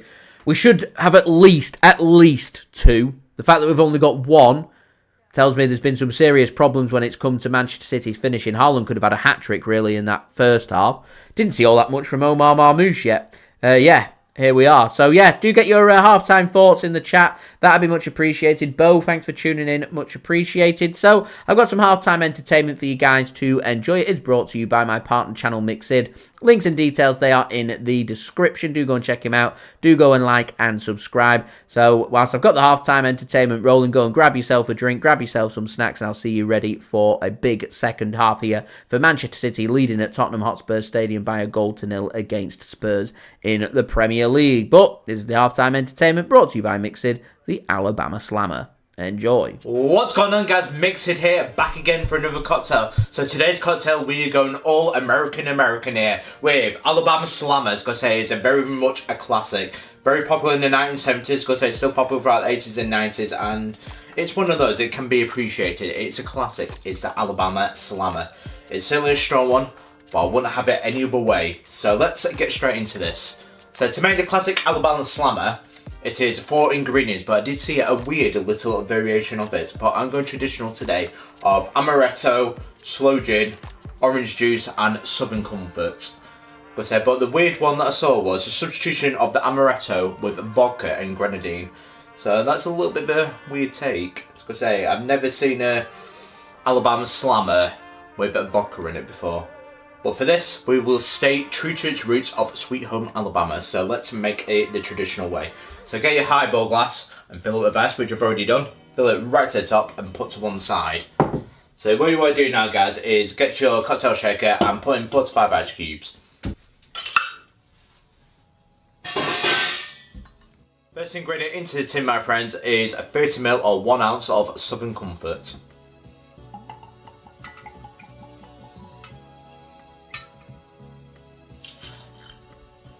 Next, 30ml or 1 ounce of amaretto.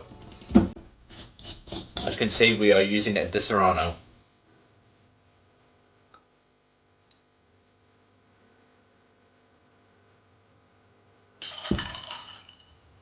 Next, 30ml or 1 ounce of sloe gin.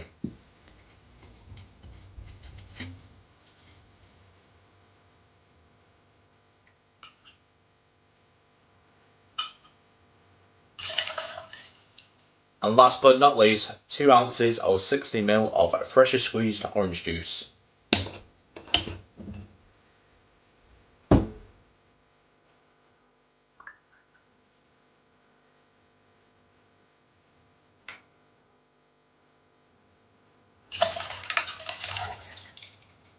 So get your head, put it on, now give it a good hard shake, 8 to 10 seconds, get nice and chilled.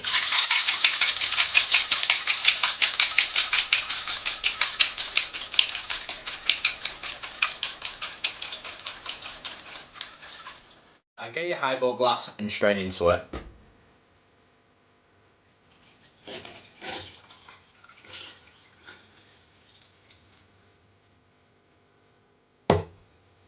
Now for the garnish, you've got 2 ways of doing it. You can do it with an orange peel if you wish, or you can use a cherry. We're going to go down the cherry route.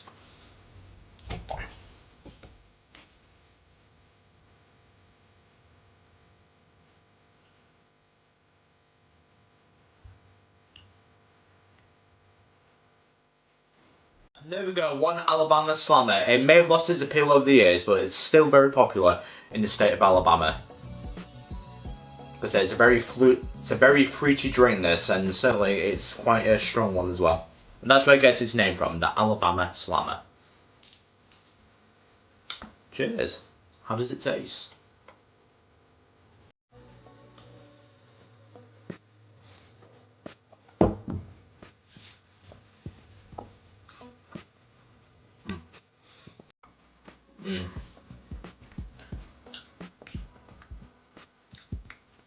If you love amaretto, you'll love this drink. Especially with the orange juice, and it's got plenty of flavour with it, especially with the berries of the sloe gin with it and the unique taste of Southern Comfort. It's a beautiful whiskey, it's a beautiful blended whiskey, that's what Southern Comfort is. Because with Southern Comfort you can just drink it over the rocks, because it's a very nice whiskey liqueur that you can have over the rocks. It's very nice to just enjoy, but that is very fruity, very, very strong, not to be underestimated, but I certainly rate it. I can see why the people from Alabama love the Alabama Slammer. It's absolutely fantastic.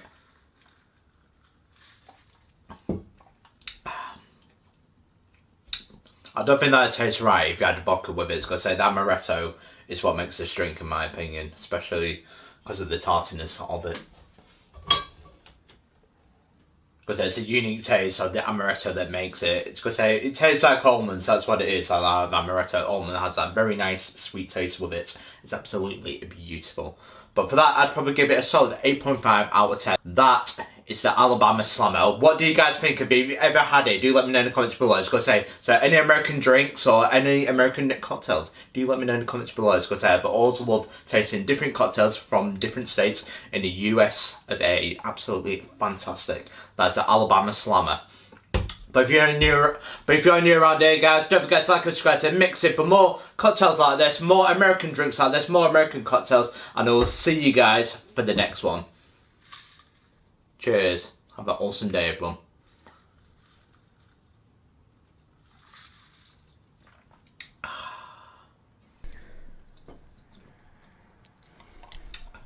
I can see why it's popular in the shot version. That's absolutely beautiful.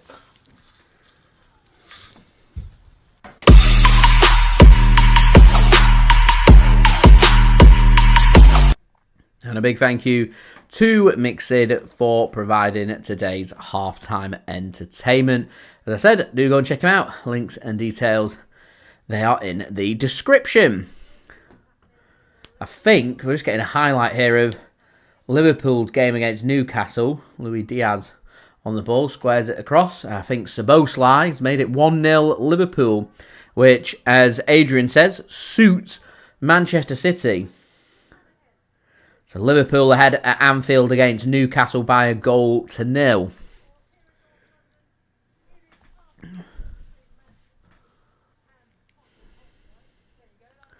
Aaron, thanks for tuning in. And yeah, you're more than welcome. More than welcome. So we're just 6 likes now away from 100. So any help towards that would be great. Do subscribe if you're new around here. And do check out today's video sponsor, SofaScore. Links and details, they are in the description. So the teams making their way back out of the tunnel, ready for the second half. I'm just having a look, see if there's any changes being made.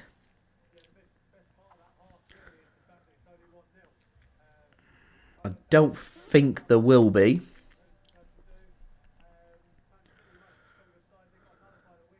So it'll be interesting to see now what happens here in the second half and what the approach is going to be for Manchester City and for Tottenham Hotspur.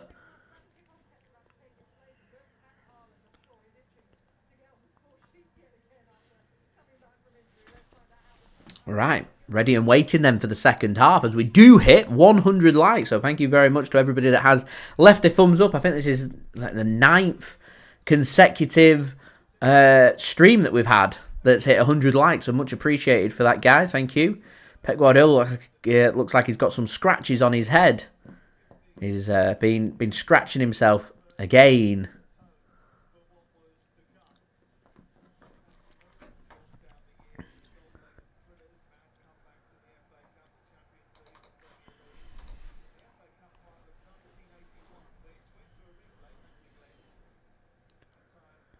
So we're ready and waiting for kickoff. Tottenham Hotspur are going to be attacking from left to right here for the second half, with Manchester City attacking from right to left. Doesn't look like any changes have been made by either team.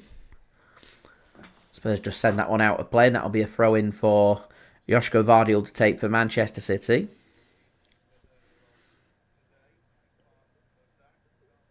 He sends it long looking for Doku. Will be cleared by Spurs.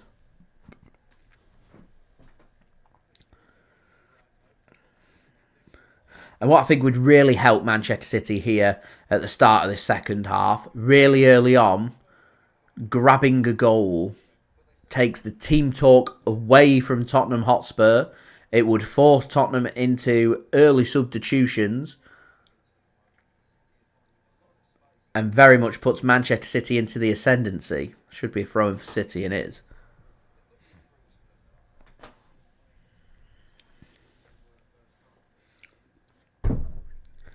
Here is Savinho giving the ball away for Manchester City, but Omar Marmoush could be getting this one back, but well defended from Spurs, and Bentancur, a free kick given to Bentancur as well by the referee for the pressing from Omar Marmoush. Adrian says, Rangers losing 2-0. Struggling a little bit, Rangers.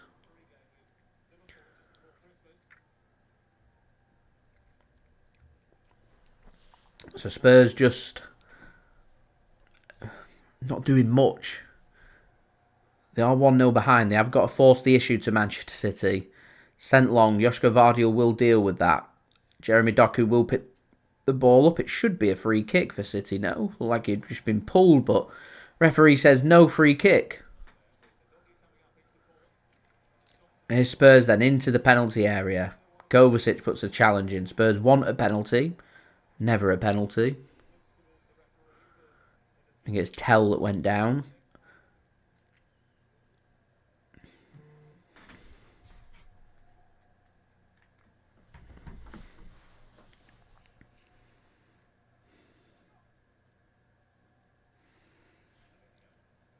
Here's Savinho then for Manchester City. Oh, does well. He wants to get it back onto his left foot. He just turns. I like that from Peter. Can tell it's not a pen. I like that. Anyway, here's Matheus Nunes. He puts a cross in. He sends it deep. He'll find Doku out on the left wing. A bit deep that from Matheus Nunes. Here's Josko Gvardiol trying to sort his feet out. Eventually he can, but he's forced back and he's got a player pass back to Ruben Dias. Here's Kovacic now.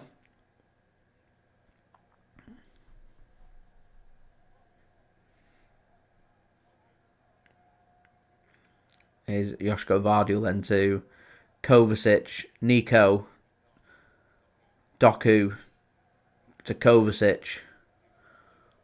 Work back to Ruben Dias and City here, just having a bit of possession. So the Spurs fans trying to get a come on you Spurs chant going as City threaded ball nicely into the path for Savinho, and he just had that ball taken away from him by Udogie at the right time that Spurs can come away with the football. Oh, popped it through the legs of Nico and Omar Marmoush, and here comes James Maddison now, and they want a free kick. Spurs referee says no. He was playing an advantage. Postecoglu stood on the touchline with his hands up in the air. Where's my free kicks? What he's asking.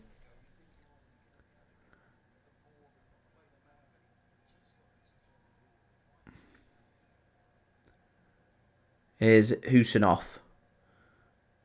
That's a good ball down the flank looking for Omar Marmoush. And that will be a free kick for Manchester City, given by the linesman, which the referee agrees with. And Manchester City will have a free kick here.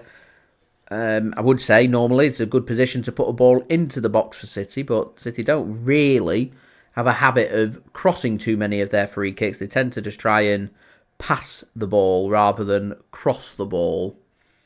So I wouldn't be surprised to see City try and work something rather than putting something into the box, but I may be wrong, as Omar Marmoush stood over the ball. I want to put something of quality into the box. Haaland's in there. Diaz is in there. Khusanov's in there. Nico's in there, 6'2". Doku flirting around on the edge of the penalty area. What can Marmoush do from this set piece then for City?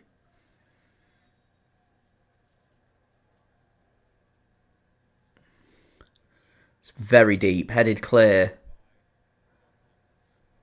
It was headed clear by Brennan Johnson. Is Jeremy Doku into the penalty area? He has a shot and he can't quite get the curl onto it, so he turns onto his right foot. He's off balance. Yeah, I see what he's looking for. He's trying to get the bend on it to get it into the top corner, but the bend never comes, and so it just drifts wide. Spurs just trying to play it out from the back. City nearly pick their pockets and get the ball, but Spurs are going to come away with it now. Kovacic trying to put an initial press on. Marmoush help him. Spurs do well though. Work it to the left into the City half.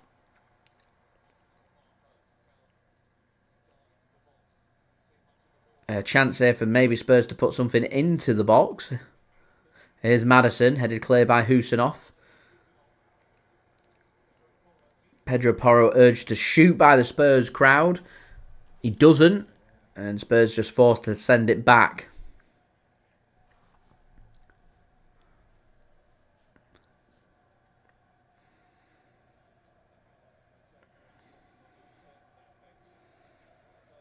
Here's Gray, under pressure from Haaland as well.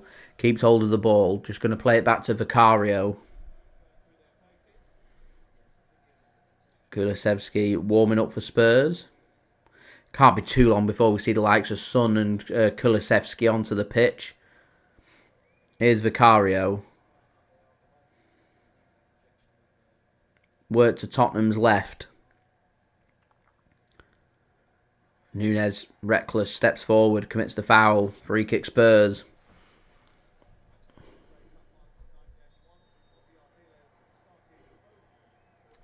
Plenty for City still to ponder. Not really found too many ways to create too much here in the first 7 minutes of this half. With that one effort from Doku, which he didn't get enough bend on. Long ball sent forward looking for Tell, and real good defending from Ruben Dias. And his header finds Ederson, and City will come away with the ball. Here's Eddie now. Nunes to Khusanov. Savinho has to drop deep into space. He's dispossessed, but it'll be a free kick for Manchester City under pressure from Udogie. Ange Postecoglu. Can't believe it.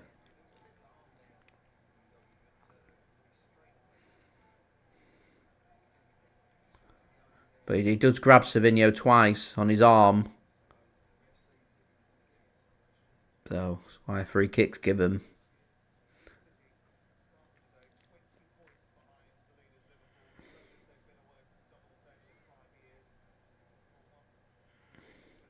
Here's Jeremy Doku. It's a good pass to Josko Gvardiol.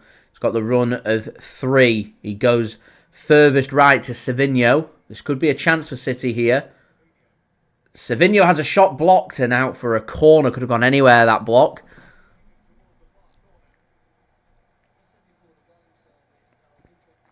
Let's have a look at this again. Cuts in onto his left.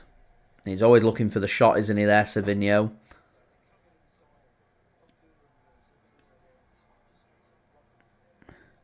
I'm not too sure if that were going in or not. Anyway, corner for City. Once again, Dias forward, Khusanov forward, Haaland forward. Josko Gvardiol's in there. 6'2" Nico's in there. Being wrestled by Tell. Corner comes in from City, headed clear by Spurs. I wish our set pieces were better as well. I really do.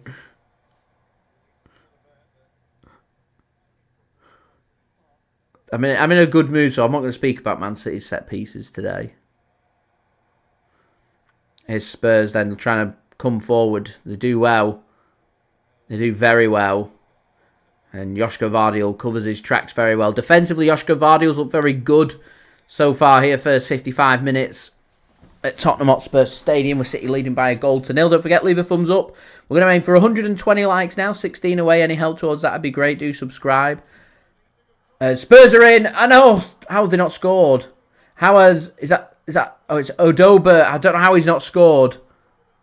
It's a brilliant ball across from Pedro Porro. It's definitely Tottenham's best opportunity of the game.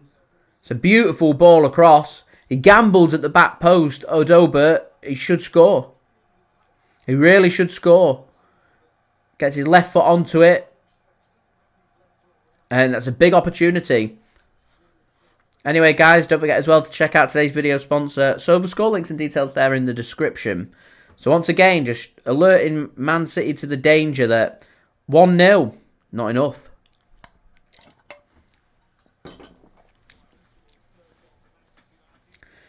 Manchester United are now 3-2 ahead against Ipswich.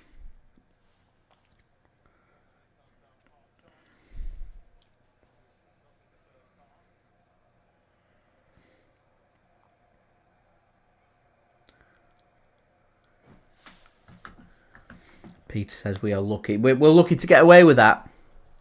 Warning signs there. Matheus Nunes takes a heavier touch there and out of play for a corner to Spurs. Fans are right behind them. There's sense in here. Spurs that they're doing something. So it's important that Manchester City try and hold that defensive shape and structure. Corner taken short.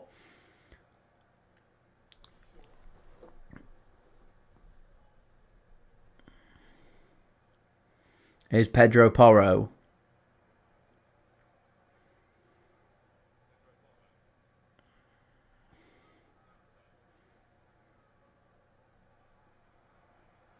The chance here for Porro to put another ball into the box. He does. Ederson gets a fist onto it. And City will just bring this away through Savinho. And that's as cynical as you'll get. Foul from James Maddison. That. An immediate yellow card comes out for James Maddison. Tactical foul. He literally just wrestles him. Rugby tackles him to the ground. And it says, you're going no further, my friend. I will take that yellow card.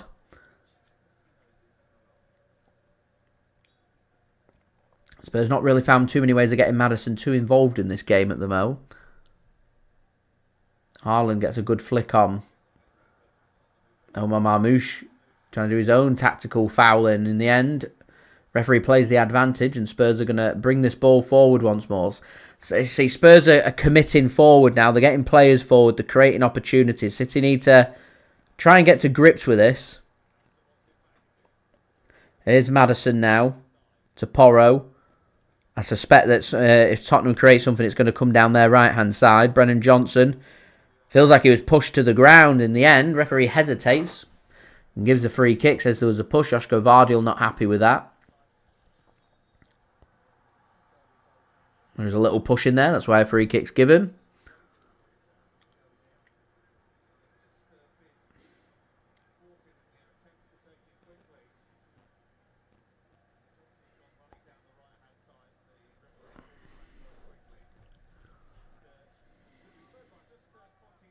So you need to just try and get to grips with this.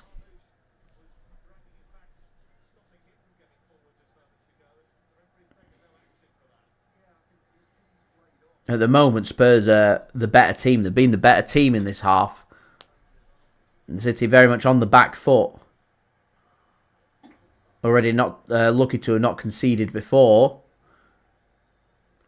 And Tottenham have got a good position here for a free kick for Pedro Porro to put another ball into the City box.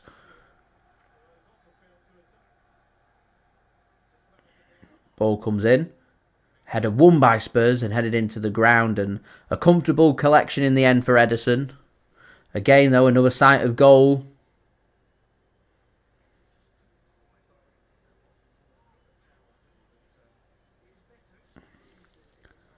Here's Nico. He's going to be dispossessed and he's late on his challenge. Advantage played to Spurs, and the referee's going to give the free kick now. A heavier touch that from Nico. Going toe-to-toe with Gray. Gray gets the better of him. Spurs now sense their opportunity. Not only are they getting on top, a perfect time for them on the hour mark to chuck on Kulusevski, Spence, and Heung Min Son. And very much a twist from Tottenham Hotspur.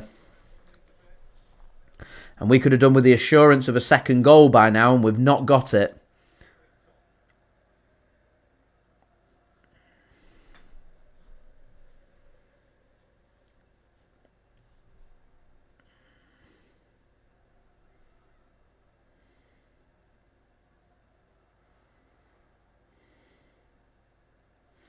Here's Spurs then bringing an attack back to Manchester City. Once again, City having to get near enough everybody back, bar Erling Haaland, and an attack coming here down the left-hand side from Spurs. A shot comes in, takes a heavy deflection, and Ederson struggling to get there in the end and out for a corner. Ederson wants a free kick. Referee says no. I imagine if that dropped into the back of the net, a free kick could have probably been given. And Brennan Johnson was very much standing in front of the keeper, obstructing him. Anyway, corner for Spurs and more defending for City to do on these set pieces. Pedro Porro to take. Ruben Dias trying to orchestrate the defence, pointing exactly where he wants the players to be. Pedro Porro to take for Tottenham.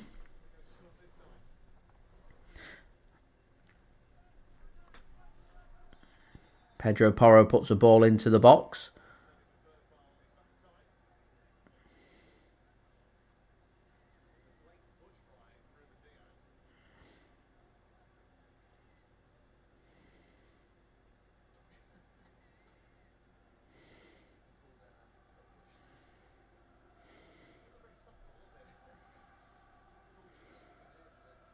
Bit of pushing and shoving going on in the box. Ruben Dias just shoved Bergvall onto the ground. Pep Guardiola on his knees watching the defending of this set piece by Manchester City. Pedro Porro to take. Again, whips one in. Header flicked on in the end by Bentancur. And Spurs will get themselves another corner, this time from the other side.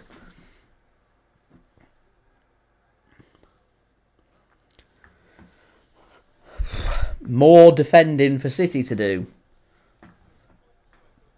Maddison then to take this corner on the opposite flank.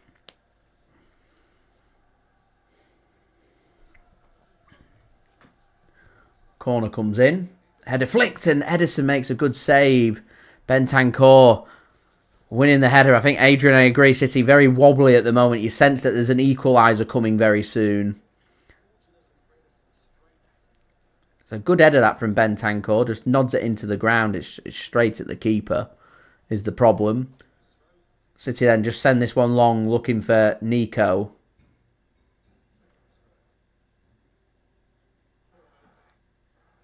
Here's Spurs coming forward on the right. A ball comes across and Ederson gathers that one up.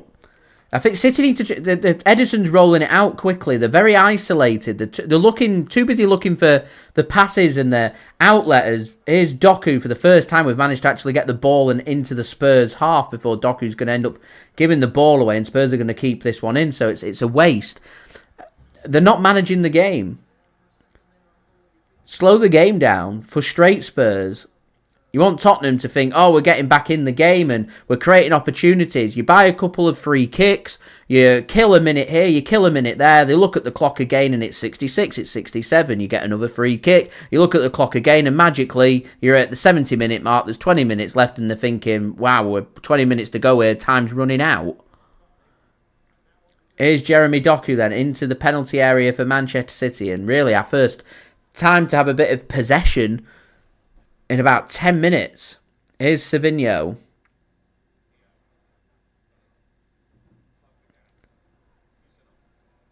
Worked back by Khusanov. Here is Ruben Dias then to Josko Gvardiol. Work to the right-hand side. Here's Jeremy Doku.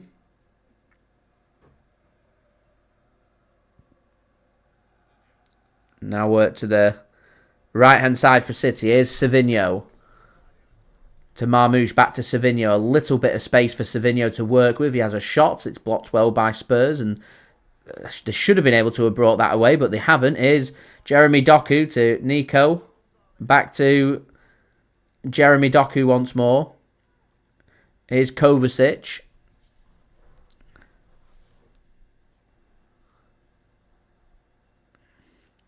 Adrian, yeah. I think City are just trying to look for a settled first choice keeper. That's why you're seeing Ederson start more.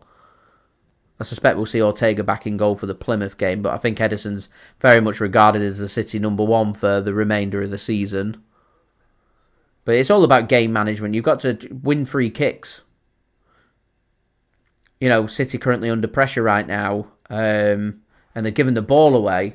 They're giving the ball away, and Tell gets his touch all wrong, and it's, I think, out for a corner. I think Matheus Nunes might have pipped his pocket. Poor from City. Savinho it was. You've got to be smarter. Go down. Go down. Right, Spurs are going to make these changes then. This is going to make or break the Tottenham's evening. If this doesn't work.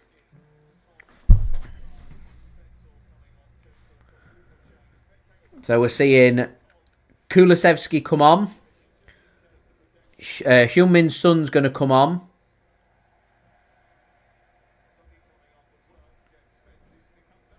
Jed Spence is also going to come on. Just waiting for confirmation of all the subs that Spurs have made.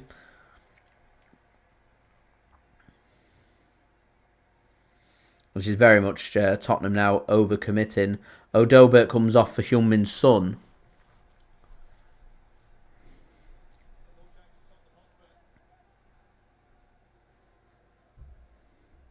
So a corner here for Spurs. I'm surprised they've made them changes when they've got a corner.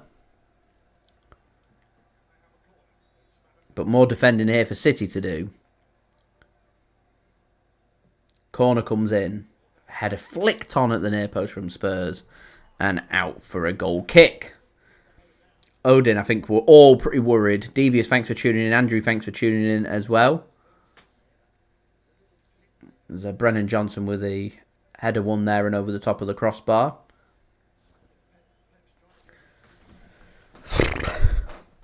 When are Man City going to go to the bench is the question. And if we do, who's going to be the one that comes on? Ederson sends his pass. So Tell and Odobert have gone off. Kulusevski and Son's come on.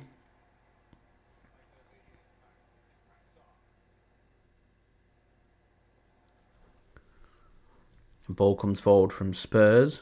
There's too much on it. Ederson will pick that one up.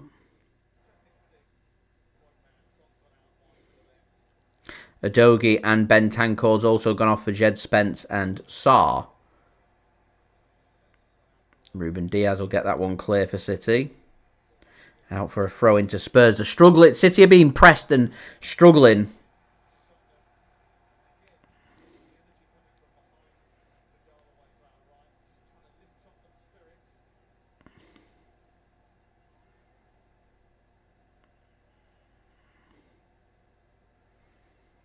City have got to navigate this. Problem is, City aren't seeing all that much of the ball.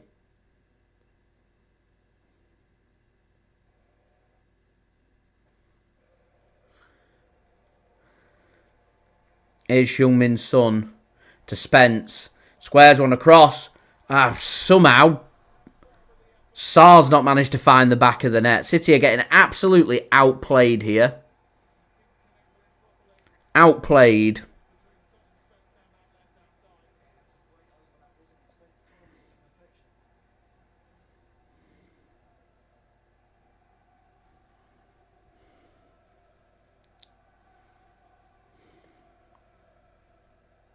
City looks so frail. We've got literally no answer.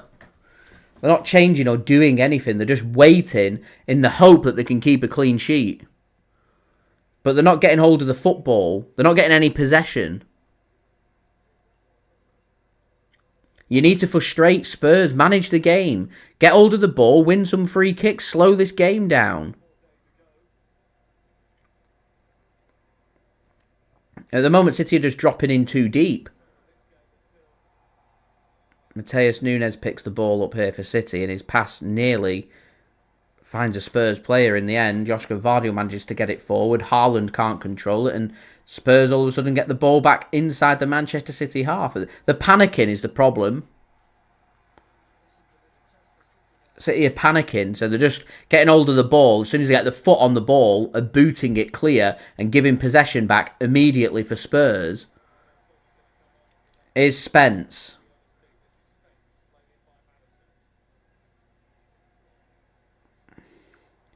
That'll be another corner for Tottenham Hotspur.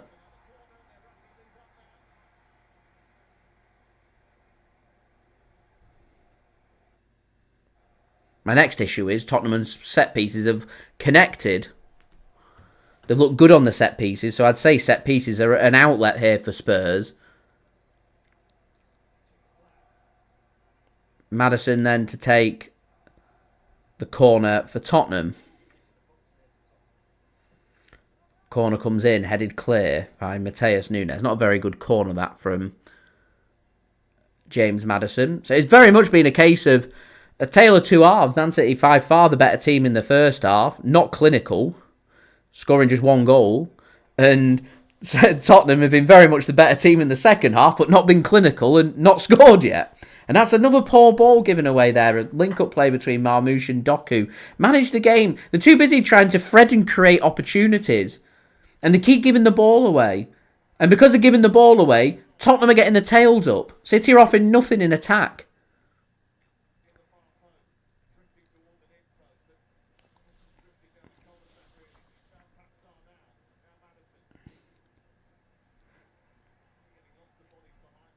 That's a poor giveaway from Spurs. Here's Nunes then to Kovacic.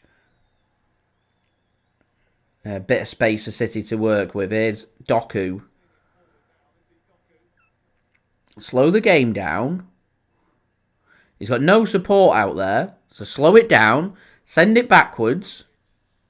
Push the players forward. There we go. We're getting it. We're getting it. We're getting there. Here's Savinho. Takes a drive. He's going to give the ball away. In the needless area. But they've got... City have then got... What's happening is they'll give the ball away. And then they'll not press. They'll drop. And Spurs will go from their own penalty area into the Manchester City half with relative ease. The pressing game's got to be there to try and force the mistakes from Spurs. But they're too scared to give Spurs any space. As Kulusevski goes toe-for-toe with Josko Gvardiol. And what would Kulusevski do? I'll win my team a free kick. I'm under pressure, so I'll win a free kick. As Man City do eventually make some substitutions. We're going to see Bernardo Silva come on for Omar Marmoush and Phil Foden coming on as well. I think he's coming on for Nico. City clearly worried about ball retention here. So Foden and Bernardo on. Not too sure why he's taking Nico off. I'd quite like Nico's physicality out there, but here we are. Anyway, guys, don't forget, leave a thumbs up. Just 6 likes away from 100. Subscribe if you're new around here. And do check out today's video sponsor, SofaScore. Links and details, they are in the description.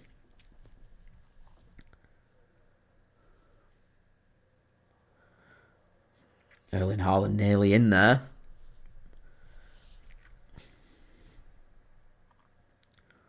Here's Pedro Porro. Still Spurs making direct runs. Bernardo Silva going into a more advanced role. Bernardo Silva just on the left. Phil Foden going through the middle. Very much a case of extra legs in midfield is what Man City are looking for. Ball work back to Vicario then.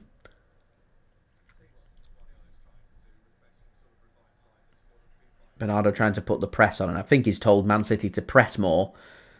As Josko Gvardiol stepped forward, he's unlucky there, and it's going to allow Brennan Johnson to run in towards the penalty area, and nearly a little bit of space for Dejan Kulusevski, but his heavy touch means that Manchester City do survive. Josko Gvardiol sends a ball forward to Savinho. I'm not too sure how Savinho's also still on the pitch, but here we are.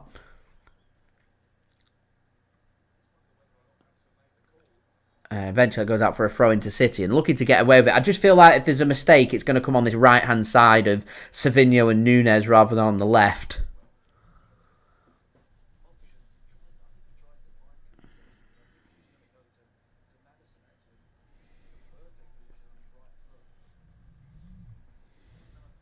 Thomas, thanks for tuning in. Much appreciated. Johnson's just ordered a takeaway. Nice, what have you ordered? Here's Bernardo Silva.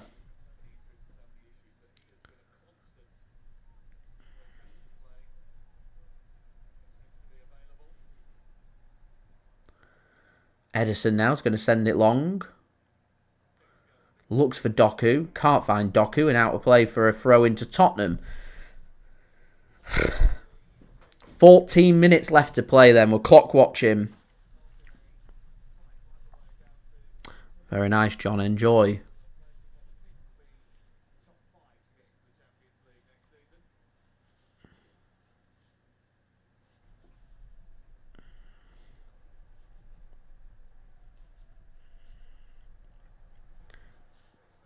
Here's Spence just trotting forward past Savinho.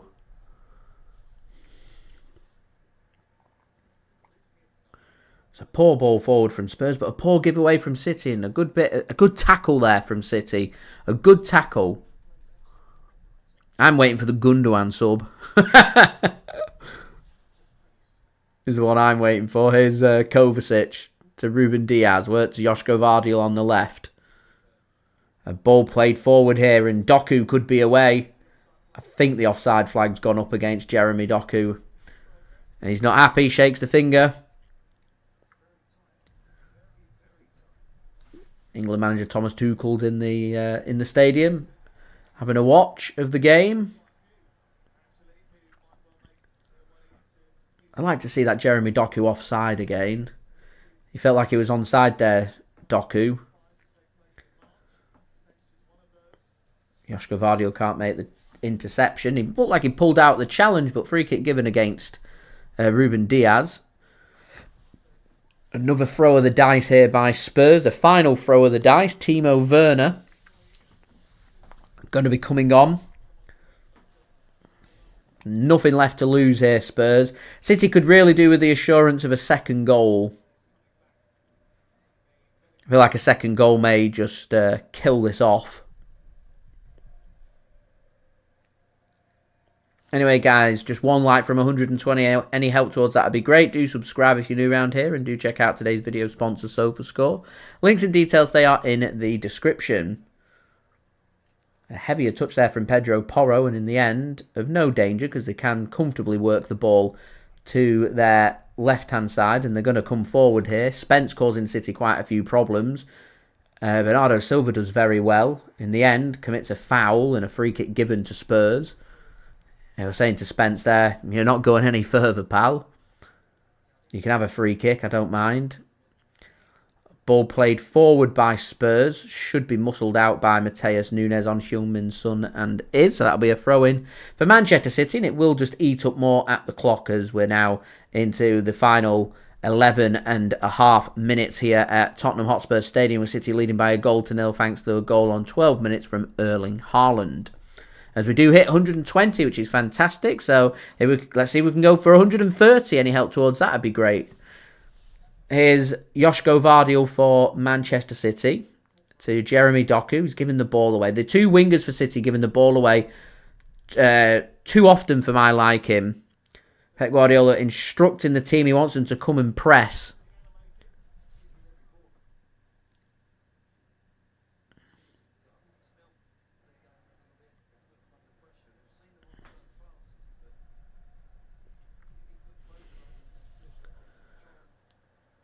Vicario then just taking his time. Spurs fans getting a bit frustrated, shouting for him to hurry up. Vicario works it to Tottenham's right. Sent long, looking for space. Trying to expose City's high line. Ruben Dias will take the ball away from Heung Min Son, and City will come forward through Matheus Nunes here on the right. He plays a comfortable pass into midfield for Bernardo Silva. He's going to flick a ball to the left to Jeremy Doku. Here is Doku now.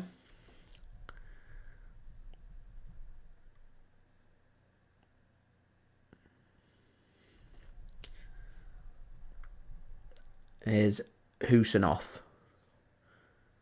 to Foden. Savinho being forced back by Spence to Khusanov.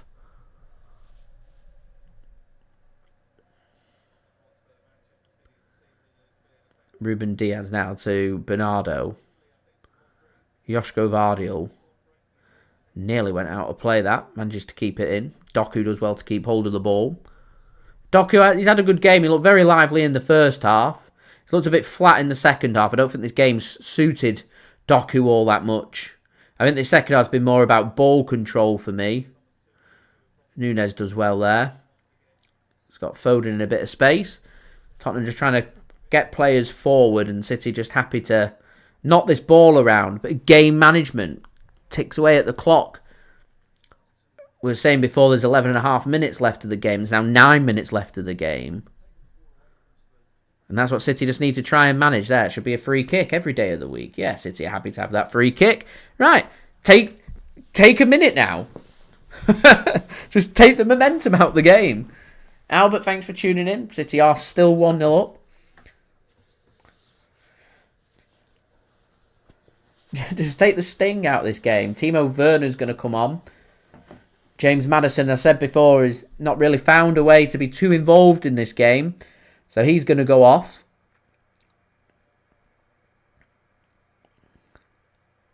And Timo Werner, the final roll of the Tottenham Hotspur dice, is going to come on. Scored past us, of course, in the League Cup earlier this season.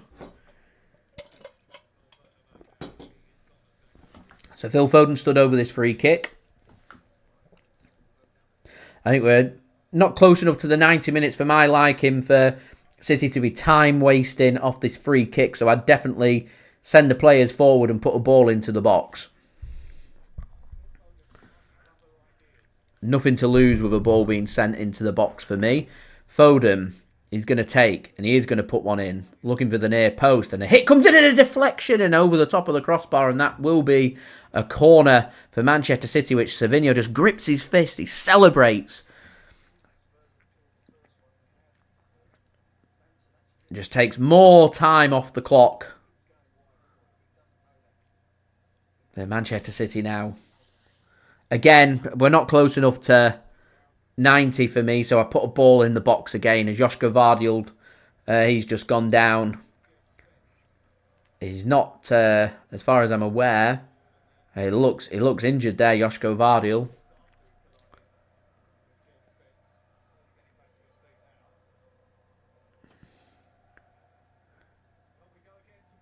I think he's happy to stay on, Josko. Again, it might just be tactics that he's going to stay down. I do feel like Jack would help with the game management. He'll get free kicks. He'll frustrate Spurs. Roundabout now be perfect for Jack Grealish to receive the ball, take a kick, go down and say, I'll have another free kick. Foden then with the corner. Whips one in. It's too deep. Picked up by Kulusevski. Savinho will intercept for Manchester City. Play a pass back to Bernardo Silva. Spurs looking to try and get back out, try and put the press onto Bernardo Silva, and he's going to get dispossessed here. And Spurs now have got the opportunity. Brennan Johnson gets past Kovacic, ball gets played in, it's a great save from Ederson. I think it was Heung Min Son with a huge opportunity there for Tottenham Hotspur, and it's a big, big save from Ederson.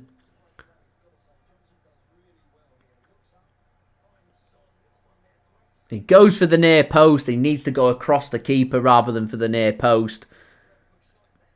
And it's a real good save. I was just about to say it's a comfortable save for Ederson, but it's more so than a comfortable. It's just a good save. Ortega has a watch of the save there from Ederson. It's a good save.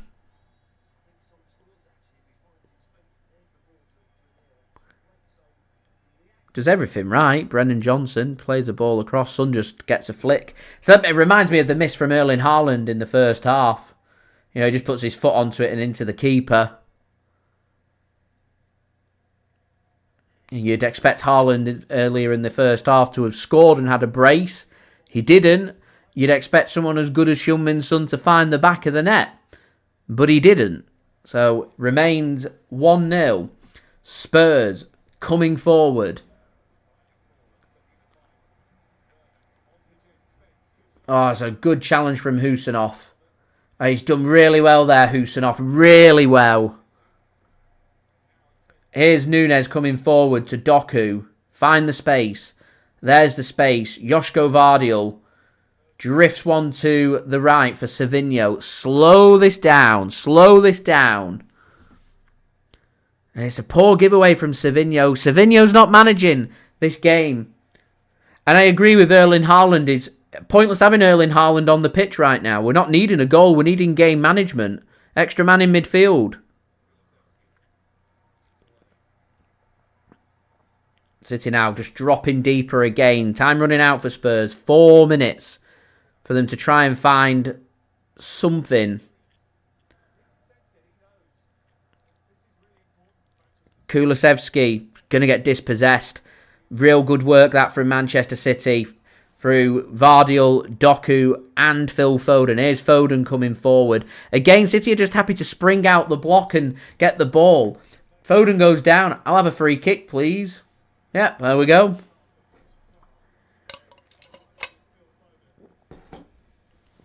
Foden gets bundled to the ground. We'll have a free kick, thanks.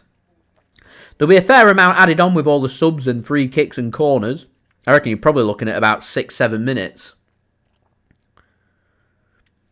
As Sarr goes into the book.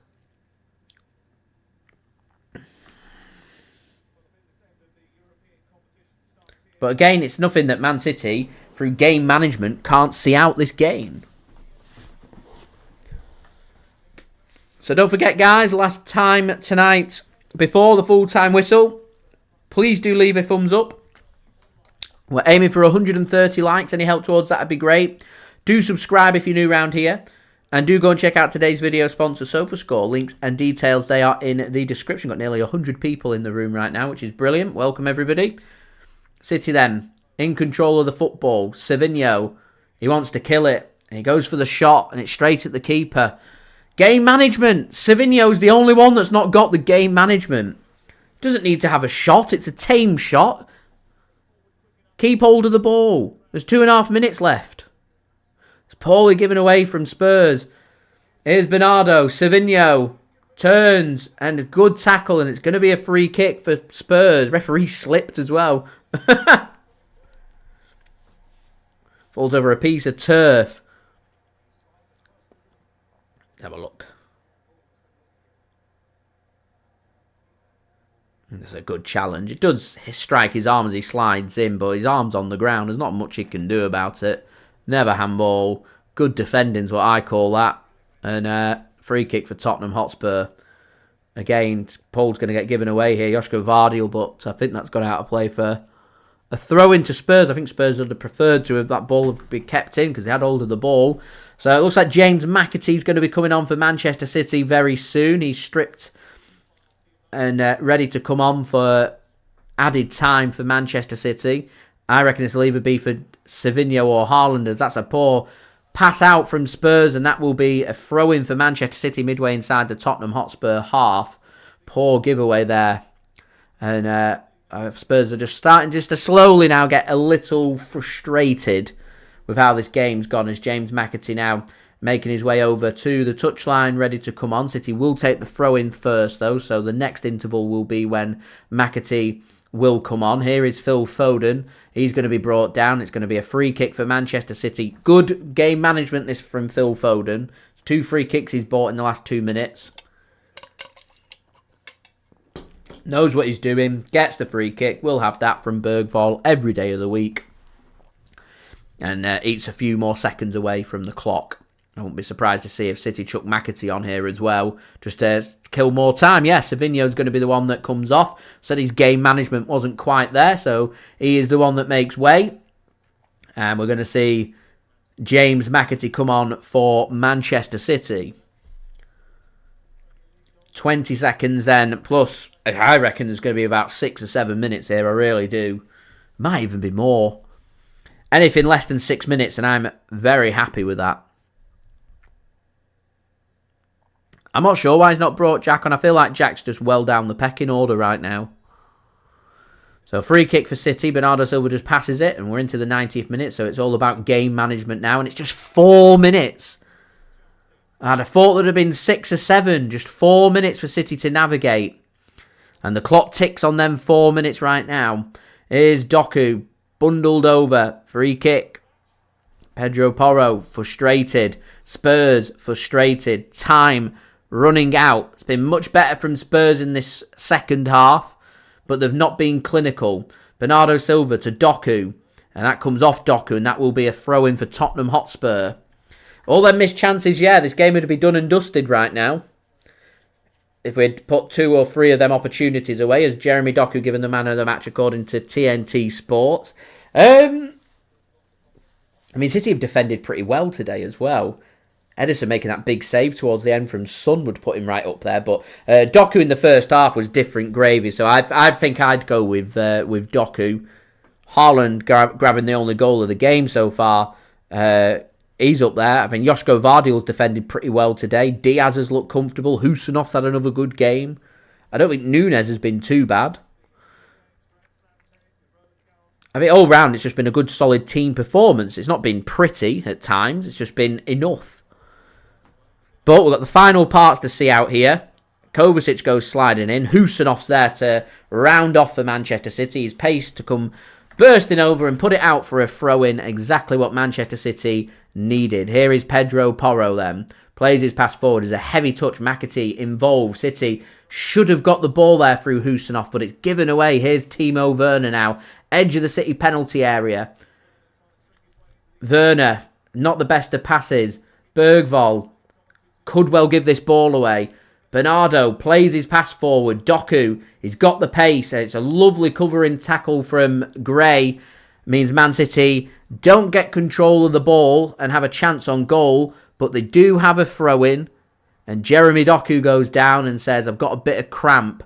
Gundogan gonna come on. Of course Gundogan has to come on. Getting them appearances. I feel like Pep Guardiola wants him on that 1-year extension.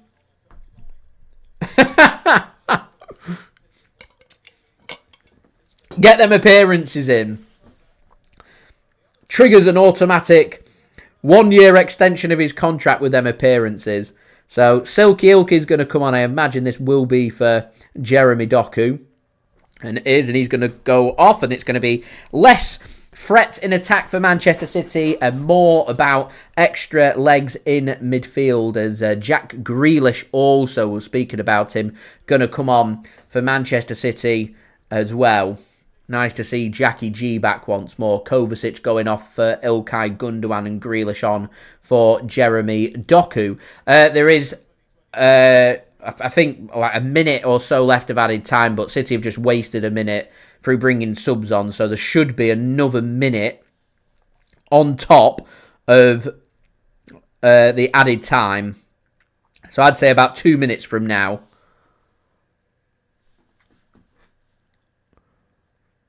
Haaland gets the ball back for City into the penalty area. Flicked forward. Falls. Haaland to kill it off. 2-0. 3 points for Manchester City. And a brace for Erling Haaland. Back from his knee injury. Helping Manchester City get the goals and get the win. 3 points. Come on. Now, there is a VAR check for handball.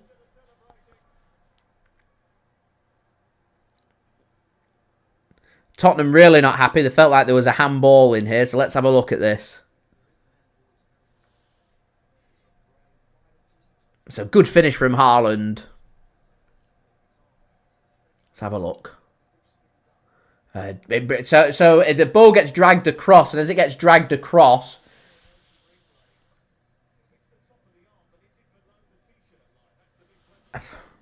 does it hit the arm?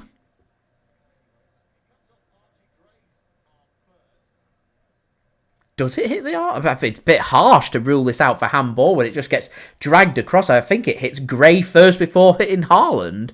It's a bit harsh to rule this. So there is a VAR check for a potential handball.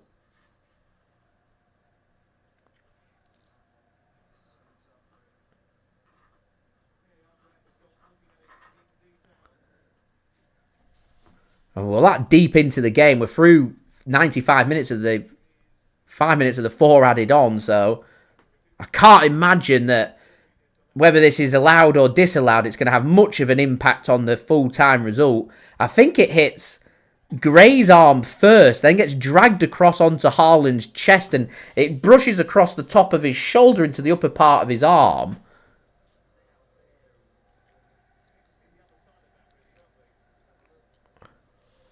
Have a look. So definitely hits Gray's arm, drags through. I mean, it looks like it hits 2 of the arms of the Tottenham players.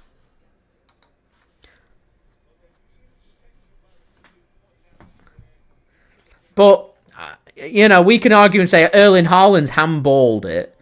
And we can argue and say that both Dango and Gray have handballed it. So if Haaland's not going to have a goal, have they not handballed it and it'd be a penalty instead? And that's how harsh things are. That for me, is there enough to potentially rule it out? It does brush the top of Erling Haaland's arm. The question is up here classed as handball?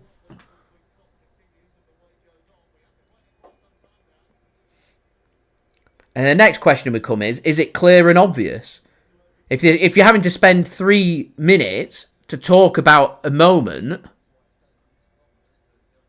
I feel like you're looking for a reason to disallow the goal.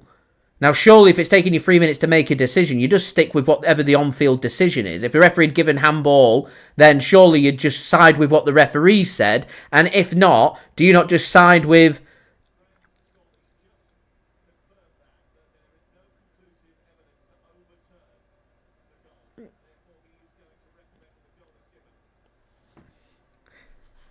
I think...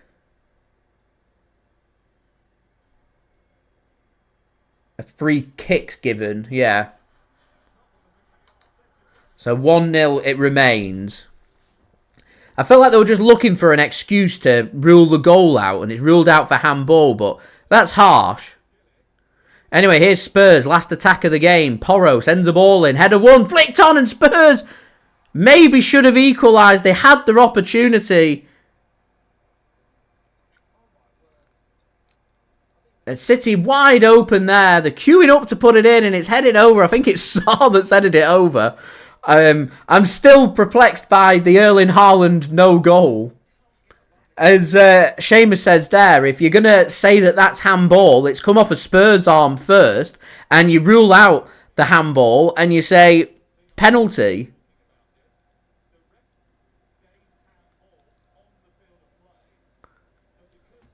Oh, I think the referees ruled the goal out on the field, and they've said that they've got no conclusive evidence to rule out the goal, to give the goal in favour of City, so they've ruled it out. All round just a calamity. I did just say to you guys, though, that if you're taking 3 minutes to try and overturn a decision, it shouldn't be overturned. So if the referee's given a free kick, then it should be a free kick. I just don't get why it's taking 3 minutes for that decision to be made. I'm also perplexed that we're now 5 minutes over time.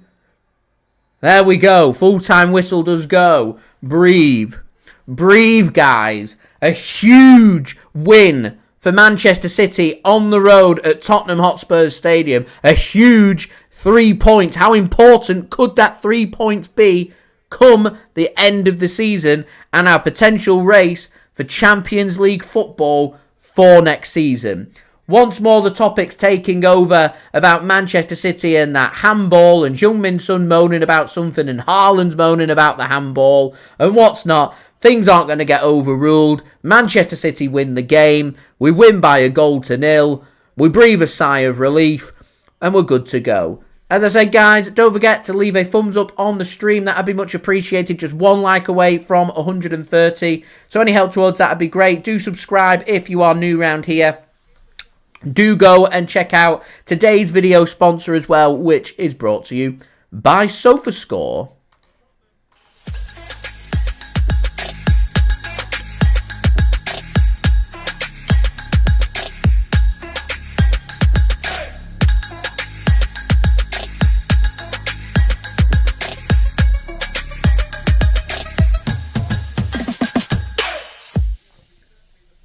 And a big thank you to SofaScore for sponsoring today's live stream. Also, don't forget to leave your thoughts in the live chat, your full-time thoughts. I like that John, I hate VAR. VAR sucks. I vouch for all of that. Yeah, don't forget as well to leave your thoughts in the comments below if you're watching this after the stream. And a big shout out to you guys for tuning in today. It is much appreciated. Peter, thank you for tuning in. Adrian, thanks for tuning in. Odin, good night to you. PCS, I will be back with another stream on Saturday for Manchester City's game against Plymouth Argyle in the FA Cup. Manchester City's realistic option when it comes to winning a trophy for this season. So very much on the line in the 5th round. If City can win that, into the quarter-finals. Big game against Championship side Plymouth, who have already got a huge scalp in knocking out Liverpool this season. Plymouth going to be backed by over 7,000 fans making their way from as far south as South will go in English Football League. And they'll take on Manchester City on Saturday, and I will be back with a stream for that. I will have my match reaction and everything up for you guys within the next hour as well, giving more of my thoughts. But as things stand, Manchester City are up to, I thought it was up to 3rd anyway, but I don't know what's happening in the Nottingham Forest game. We'll have a look just to see where City are up to in the league table. Manchester United have won it by 3-2 against Ipswich. Brentford 1-1. Nottingham Forest has finished 0-0. Manchester City have won by 1-0, and Liverpool currently winning by 1-0 against Newcastle. So that does mean that Manchester City are 4th in the table, just 1 point behind Nottingham Forest, with Nottingham Forest picking up that point against Arsenal. Manchester City a point clear of Chelsea. Remember, 5th place could well be a Champions League spot for next season, so we'll keep an eye on 6th, with Man City now 3 points clear of Newcastle in 6th, with us having a better goal difference as well. So there we are. So thank you everybody for watching. The creator, thanks for tuning in. Pow, thanks for tuning in. Nadir, thanks for tuning in. Everybody, thanks for tuning in. Thank you for interacting with me. We're nearly on 140 likes, so any help towards that would be great. And I'll be back with my match reaction within the next hour for you guys to enjoy. Alternatively, next live stream, Saturday, Plymouth Argyle at home. I'll be live. I think that game kicks off at 5:45 p.m. GMT, so I'll be live at 5:15 p.m. GMT on Saturday for that live stream. So I'll see you then. So I've been JSGC. Thank you everyone for watching. Hope everyone is safe and well. I think we can all breathe a sigh of relief. Manashi as well, thank you for tuning in. See you later. Take it easy, guys. Have a wonderful evening. Peace.